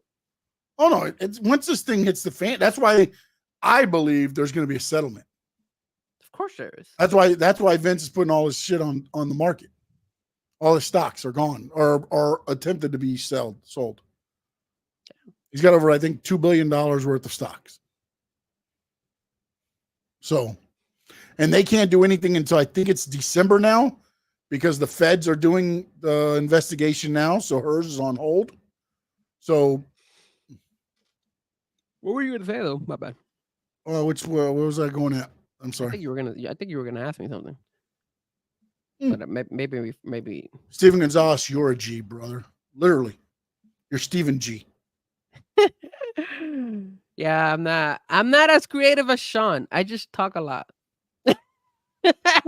See, that's the problem though with me too, is that I look at a lot of things, and things that are easily black and white, I try to make gray, just because I look at it going, okay, down the line, we can get to this and that and that and that. And that hurts me on a lot of stuff. The thing is that you got to also understand that on a lot of these live events, you can't always create these wild stories. Well, that's the other thing too, is WWE is going to cut down on live events next year. I think that's going to hurt them. I think that's going to hurt the product. Because that's what helps the product now, because you get to work with everybody. So when you go to TV, it looks that much more fluid. And that's what I think is missing also with AEW. They don't do enough live events. You can't wrestle once or twice a week and think it's just going to be like, hey, I turn on the switch, I turn off the switch. Okay. 100%. Yeah, man. You know what I'm saying? And that's why Collision is taking a hit. Thursday, Friday, Saturday, Sunday, Monday. I think it's beneficial to them. And the fact that they're going to cut that down, I think you'll see a lot more botches probably coming up, depending on when they do it in 2025, I believe is when they're going to do it. That's another thing that AEW took a hit, because Collision started getting taped instead of going live. You make it a B show. Yep. You lose one of your best stars out there, you know. And then shout out to Luchasaurus. Hopefully he pulls through. It's gonna be a long time, man. It is, man. He's both lungs. So now you got to recover. And the fact that they found him passed out tells me that he must have went like septic or something. Yeah, dude. Yeah. So got very lucky, because his lungs were already gonna go out. Lungs were filled. So now you've got to get out of that. Then you got to get the lungs fixed. Then you've got to get better. And then you can finally think about maybe a possible return. Because he's a bigger guy too, man. And sometimes that doesn't equate. He was one of the big guys that Tony Khan did a pretty decent job with. When he never used them. He put them in the tag teams and the triple threats. You know what they should have done, AEW? In my opinion, I think they should have just screwed Chris Jericho. They should have pushed Big Bill. I think Big Bill was starting to get a little pop, and I would have pushed Big Bill to become bigger and get and make Chris Jericho kind of like the manager, even though he's doing the learning tree, and obviously he's the learning. I told you they need to make him an attraction, not the main thing, and they keep trying to make him the main thing. They do. Now he's going after Mark Briscoe in the Ring of Honor Championship. He's trying to become Nueve. Look at him. Nueve. Just people don't. Here's another thing that I didn't like about Dynamite this week.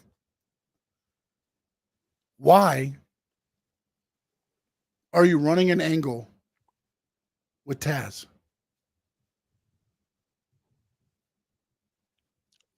I guess because they want to try to get Hook involved as much as they can. But you do understand Taz had knee replacement surgery. Yes.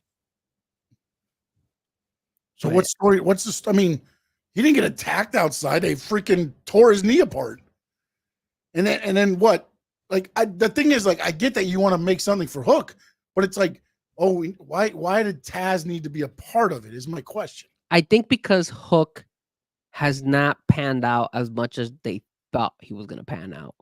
Like, remember when he first started, everybody used to see Hook. Oh, it's Hook, and they had the little, kind of Batman type of thing.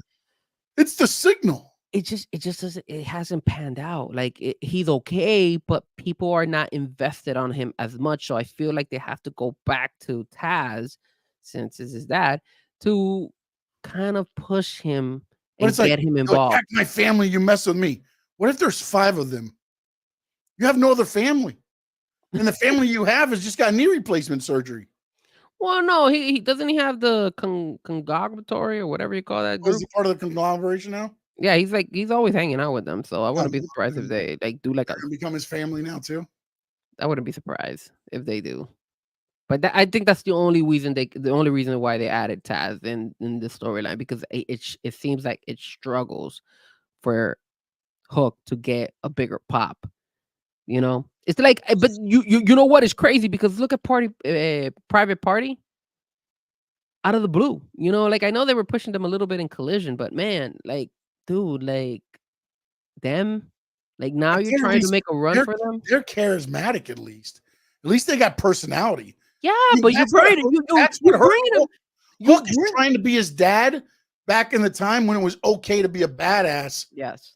Taz back then with Sabu and all them, you could be that gimmick, not really talk a lot, and it worked. Yes. But Hook doesn't bring that to, and look, Hook could probably choke me out in 2.6 seconds and whoop my ass and rip my arm off and pat me on the head with it.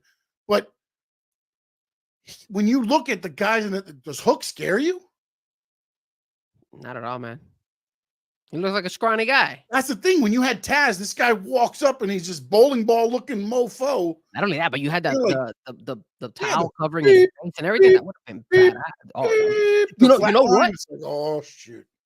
You know what? Hook should have stolen probably that stole flatline music. That would have been badass. Maybe that'll give him a little bit of a pop. Or maybe you take it to an extreme where Hook has this transformation where now he becomes more like Taz, where he's like an unpredictable type of guy, like everybody's afraid of him, and now he walks in, but he's just I don't think it doesn't exude like, oh, watch out for this guy. No, not at all, man. And I think that hurts Hook, man. It sucks, but it hurts him. And then the thing about Private Party is, like, the first thing you do is you challenge the Young Bucks, the tag team champions. Like, come on, man. You didn't even like make a name for yourself all the way. Like, you've been gone for a while and people don't know. What I didn't understand with that whole thing was Moxley and them attacked Private Party. And then Private Party challenges the Young Bucks. It's like, oh, these guys are going to try to murder us. Let's go with the Young Bucks. They own the company. At least if they try to murder us, I can sue. Like, I don't know what the hell, bro. And then the whole thing. Well, now we know that Dustin Rhodes is going to be leaving AEW, right? Because he has his own wrestling company. Yeah, but you can still have your own and be with AEW. They don't. No, but they said that he's going to leave. Like, they're not going to renew his contract. That's what they said, and that's one of the reasons why he all of a sudden took that leap and now started doing his wrestling thing, because he's been planning to do it for a while, but he's never done it. But now it looks like he's going to go full throttle with it. So I think that's why they're going to just let his contract run out and let him go, which would be insane. But maybe it works for him because, like you said, whenever now Sammy got hurt, so how's he going to lose the Ring of Honor Tag Team Championships? And then if I'm him, make sure the Von Erichs don't show up and just leave with all Ring of Honor 6-man tag. Where are the Von Erichs? I haven't even seen them anymore with the ring. They only wrestle in Texas. Where are they? Like, are they still the Ring of Honor champs? Like, yeah, they're the trios champions in Ring of Honor. Them and Dustin. Dustin has every tag team belt in Ring of Honor. Well, you want to know what? You want to know something? I saw a stat the other day that Finn Balor and 372 days with one title. With one defense. Him and this guy. I'm drawing a blank here. Because there's no tag team division on Raw. No. Think about it. I mean, and the match they had, I think, was just a thrown together against like two guys. Like, it was like not a tag team. It was like Not only that, but if you put, let's say you put him against AOP, do you really think Finn Balor and this guy can beat AOP? Hell no. Yeah, AOP can destroy what they've them. been doing with AOP, yeah. They killed that group too, man. That's another thing. Like, That's why I don't know how long they could go with this whole like I love what Paul Ellering is doing on Twitter. He's doing like this whole like dark gimmick type thing where he's standing over his grave sites and talking about Karrion Kross and AOP, but they're not doing anything with it. It's like he's trying to do his own thing on X and they're just not going with it. They're like, yeah, you just do your thing. We don't even care that you're doing you that. do your thing. We'll book you guys to lose next week. Thanks. Yeah, it's that. See, those are the little downfalls here and there. God damn you, Miz! You're dead to me, you piece of crap. But you know what? Why didn't on my R-Truth like that? Why didn't R-Truth not show up in NXT? R-Truth said he still thinks I'm with Judgment Day, man. He still thinks I'm with Judgment Day. It's okay. I'll talk to him. I'm not gonna lie to you. I kind of thought, and I mentioned this with my brother because we were talking about NXT. I know we don't talk about NXT too much, you and me, but you won't allow you banned it from the show. No, so. we could talk about it here or there. I mean, I would love to get your perspective of what you thought about their first show on the CW. I thought that's a special moment. I loved it. It was awesome, dude. I loved every moment of it. It's great, including the way that Julia did not win the belt. I loved it. But for a Jade back in and like, okay, did you see the memes? Did you see the memes on her? Oh no, I don't think I did. I'm not sure. Because when she pops open her thing, everybody was like, "Oh, look at this!" Because you know, she's hot. So all of a sudden, everybody was like, "Oh, if you look at it, man, I forgot." There's a couple of them. They're like, "Oh, damn it, I forgot." There's so many of them, but I don't remember them. I gotta look them up. But they were like making fun of it, like saying, "Oh, when you're like." What was it like when you leave WWE? No, when you leave AEW with her shirt closed, and when you go to WWE, boom, that's you right there. See, you make that big drastic jump from AEW to WWE, stuff like that, which was funny. But I will say this: I wanted R-Truth to get involved in that Miz TV because I thought that was the only boring segment when they kind of had Obafemi and they had. I didn't like that. I felt like they put Miz in a terrible situation. Well, no, but it makes sense to put Miz because Miz had just turned on R-Truth on Monday, so they wanted that. Oh, I get that part of it, but like there was times where he was just standing in the background and he's like, "There you have it, guys. It's set for next week." It's like, but that's why I wanted R-Truth to show up. But I think they would have taken away from NXT. No, they would have taken away 100%. Yeah, so that's why I don't think I understood why they didn't bring R-Truth to it. But I thought that was the only kind of boring segment there. But overall, very solid show for them on the CW, and I can't wait to see how they do in St. Louis because I honestly think they're going to smoke AEW, even though CW has my thing is this: I want to see week 4 and 5 because I think the first 2 weeks are loaded. Week 3 will be probably because they're going to do a new. As soon as they left Full Sail, they ripped down the old set. So when they come back, it'll be a new set. Nice. For NXT on CW. I like the track that Lil Wayne did for them. That's pretty badass. Yeah. So yeah, it's gonna be interesting to see what happens there.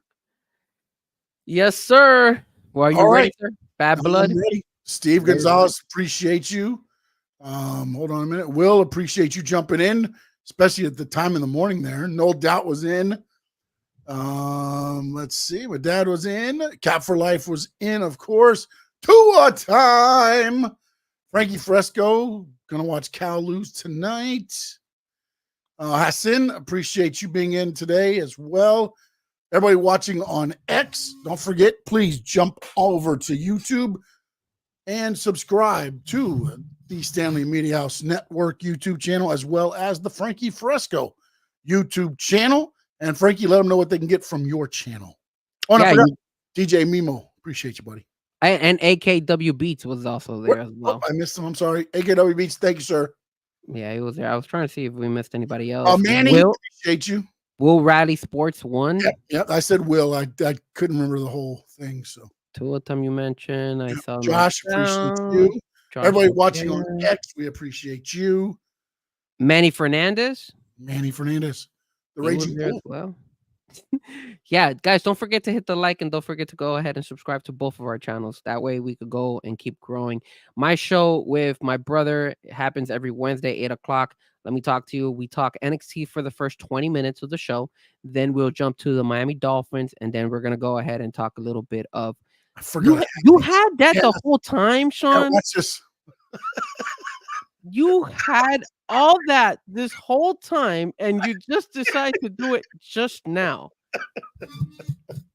I forgot. I got so into the conversation.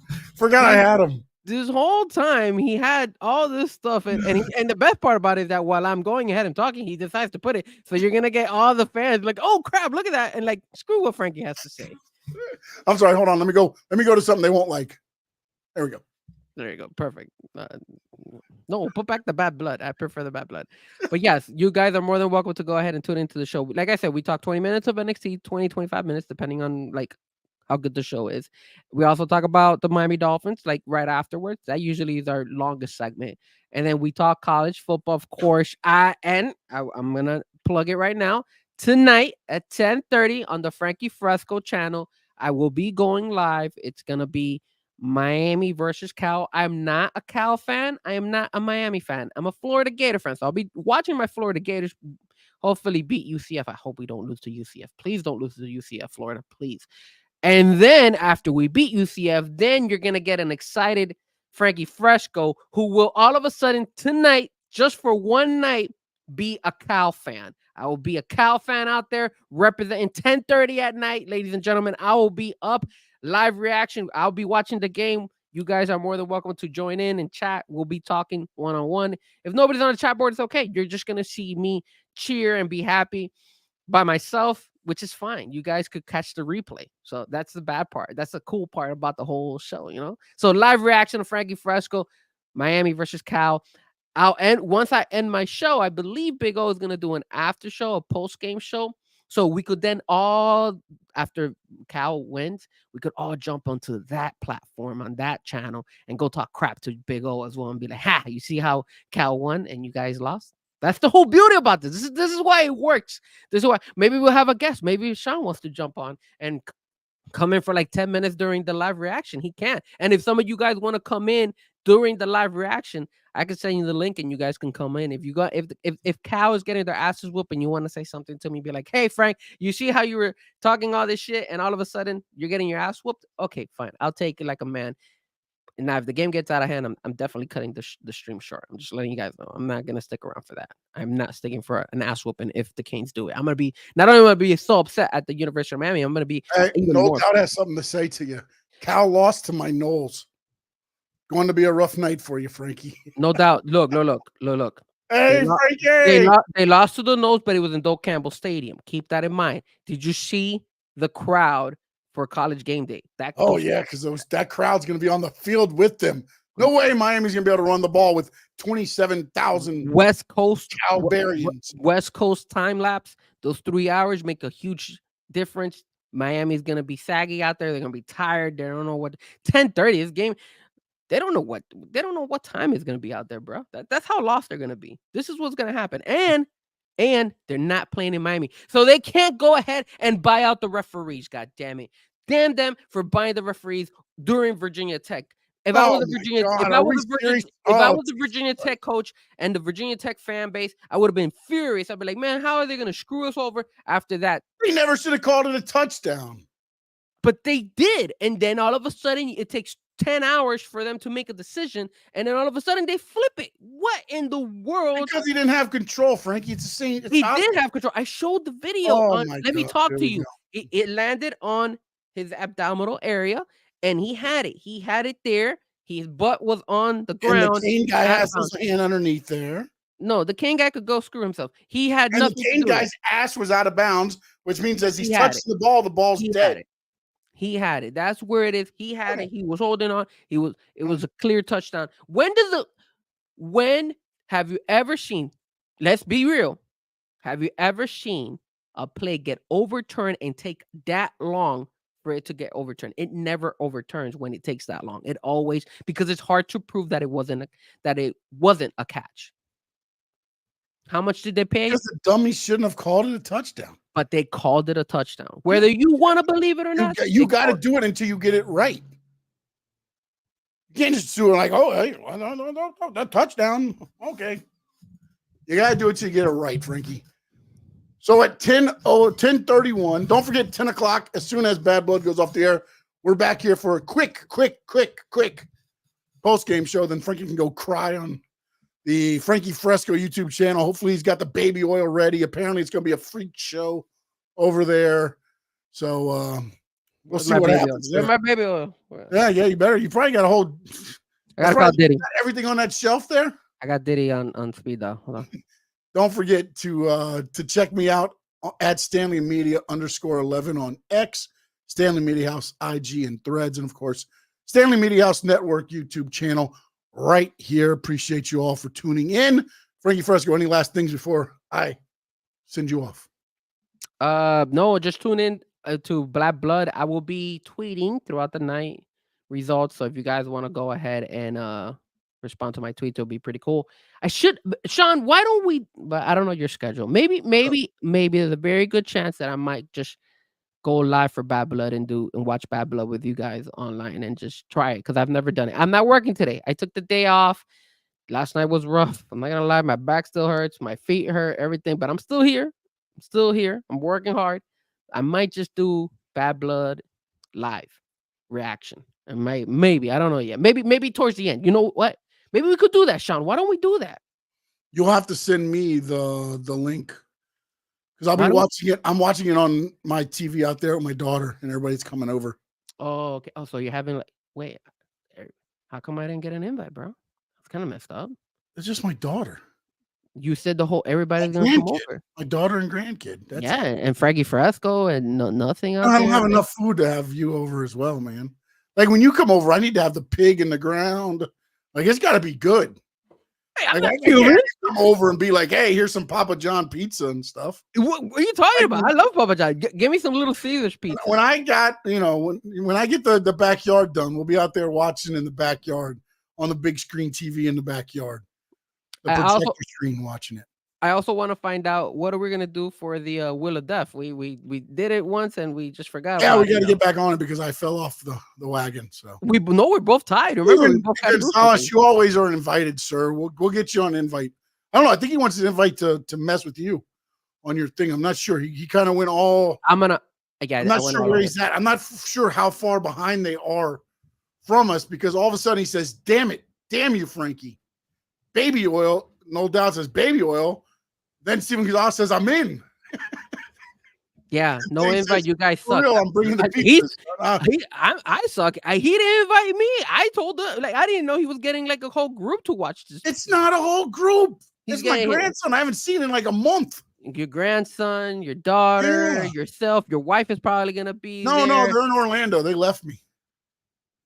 Oh, damn. That's more reason to have invited me. That way I could, for that one night, I could just. No, dude. I can't have you over here talking about the cow bears and shit, bro. Oh, my God. I have to bury you in my backyard and let my dog pee on you. As long as the dog is a Florida Gator fan, I'm fine with him peeing on me. Not. His name is Kane. That dog is going to die soon. C-A-N-E. Not Undertaker Kane. Kane. Okay. He's Kane. I don't know where Steven Gonzalez is at in the conversation. He's like, oh, wow, sad. Oh, we got another person. Jacko, what's up, buddy? Hey, man, maybe we should stick around. No, okay, let's do this. Let's do this for the future. Maybe Sean and myself could do a poll on Twitter or on X. Would you guys like to, one of these days, have myself or Sean do a live reaction show? Maybe not for Bad Blood, because obviously, you know what we could do Spaces. What in the world is Spaces? It's the Twitter on X. You can sit there and you go live and you just talk about the. That's what they call it. Yeah, I didn't know that's the name of it. Yeah, you just talk out in space. I joined some of the Dolphin chat. And yes, Jocko, we talked about it. We believe The Rock will return tonight. Bad Blood. Oh, look at that. Steven's got it. He'll bring the pizza and Frankie can watch from the car. Yes. You guys are some a-holes, you know that? Like, I am like, you guys know that if we were to do a gathering of a show, it can't be a WWE event. It has to be an AEW, baby. AEW. Oh, sorry. Wait. How can I say AEW when we have Bad Blood on the screen? You know how you say AEW? Ooh. Hopefully, they bring out Joe Henry on the next NXT show. I hope so. I hope they bring it some way somehow. Yeah, it's gonna be interesting. A lot of the NXT women were on the show at the TNA. I did see that. Jocko, I don't think. I think you're trying to say John Moxley. I don't think he's returning to Bad Blood. I'm not sure, but I'm not sure. You know what? They do a collaboration with AEW, and all of if Tony Khan is smart, I would do it. I would do it in a heartbeat, bro. Oh yeah, man. Why not, bro? You need any viewer you can right now. I would do it in a heartbeat. Wow, he had a Cocker Spaniel named Raisin Cane, called Cane, when I was a kid. Wow. Okay. If I have a dog, obviously I have my dog Rocco, but if I ever decide to get another dog, I'm gonna call him CM Punk. Be like, CM Punk, come over here. Greatest dog of all time. Jocko thinks The Rock's gonna help Cody. I think we played both scenarios. We had him attacking Solo and we had him attacking Roman. So yeah, it'll be interesting. Make sure you hit that rewind button. Check it out, please. First time listening, if you like what you heard, tell somebody about it. If you didn't like what you heard, tell somebody about it because they'll still listen and just make fun of us. So it'll be great. We appreciate all the support each and every time we're on for the great Frankie Ferezko. Although he's a dumbass who thinks the Cow Bears are going to win tonight. I don't have anything of the Bears. No. Damn it. Not many people do. Because I'm in the East Coast. They're in the West Coast. You guys, as we say, Frankie, put them together, Frankie. Bring them together. Wait, hold on. I got something. Oh, you're probably gonna end the show before I can show it. Hold on. What do you got? Oh yes. Come on, hurry up. You're gonna so. Hurry up, you got it. Let's go. You're gonna cut the show. I know you are. No way, man. I'll let you show whatever. No, oh my God.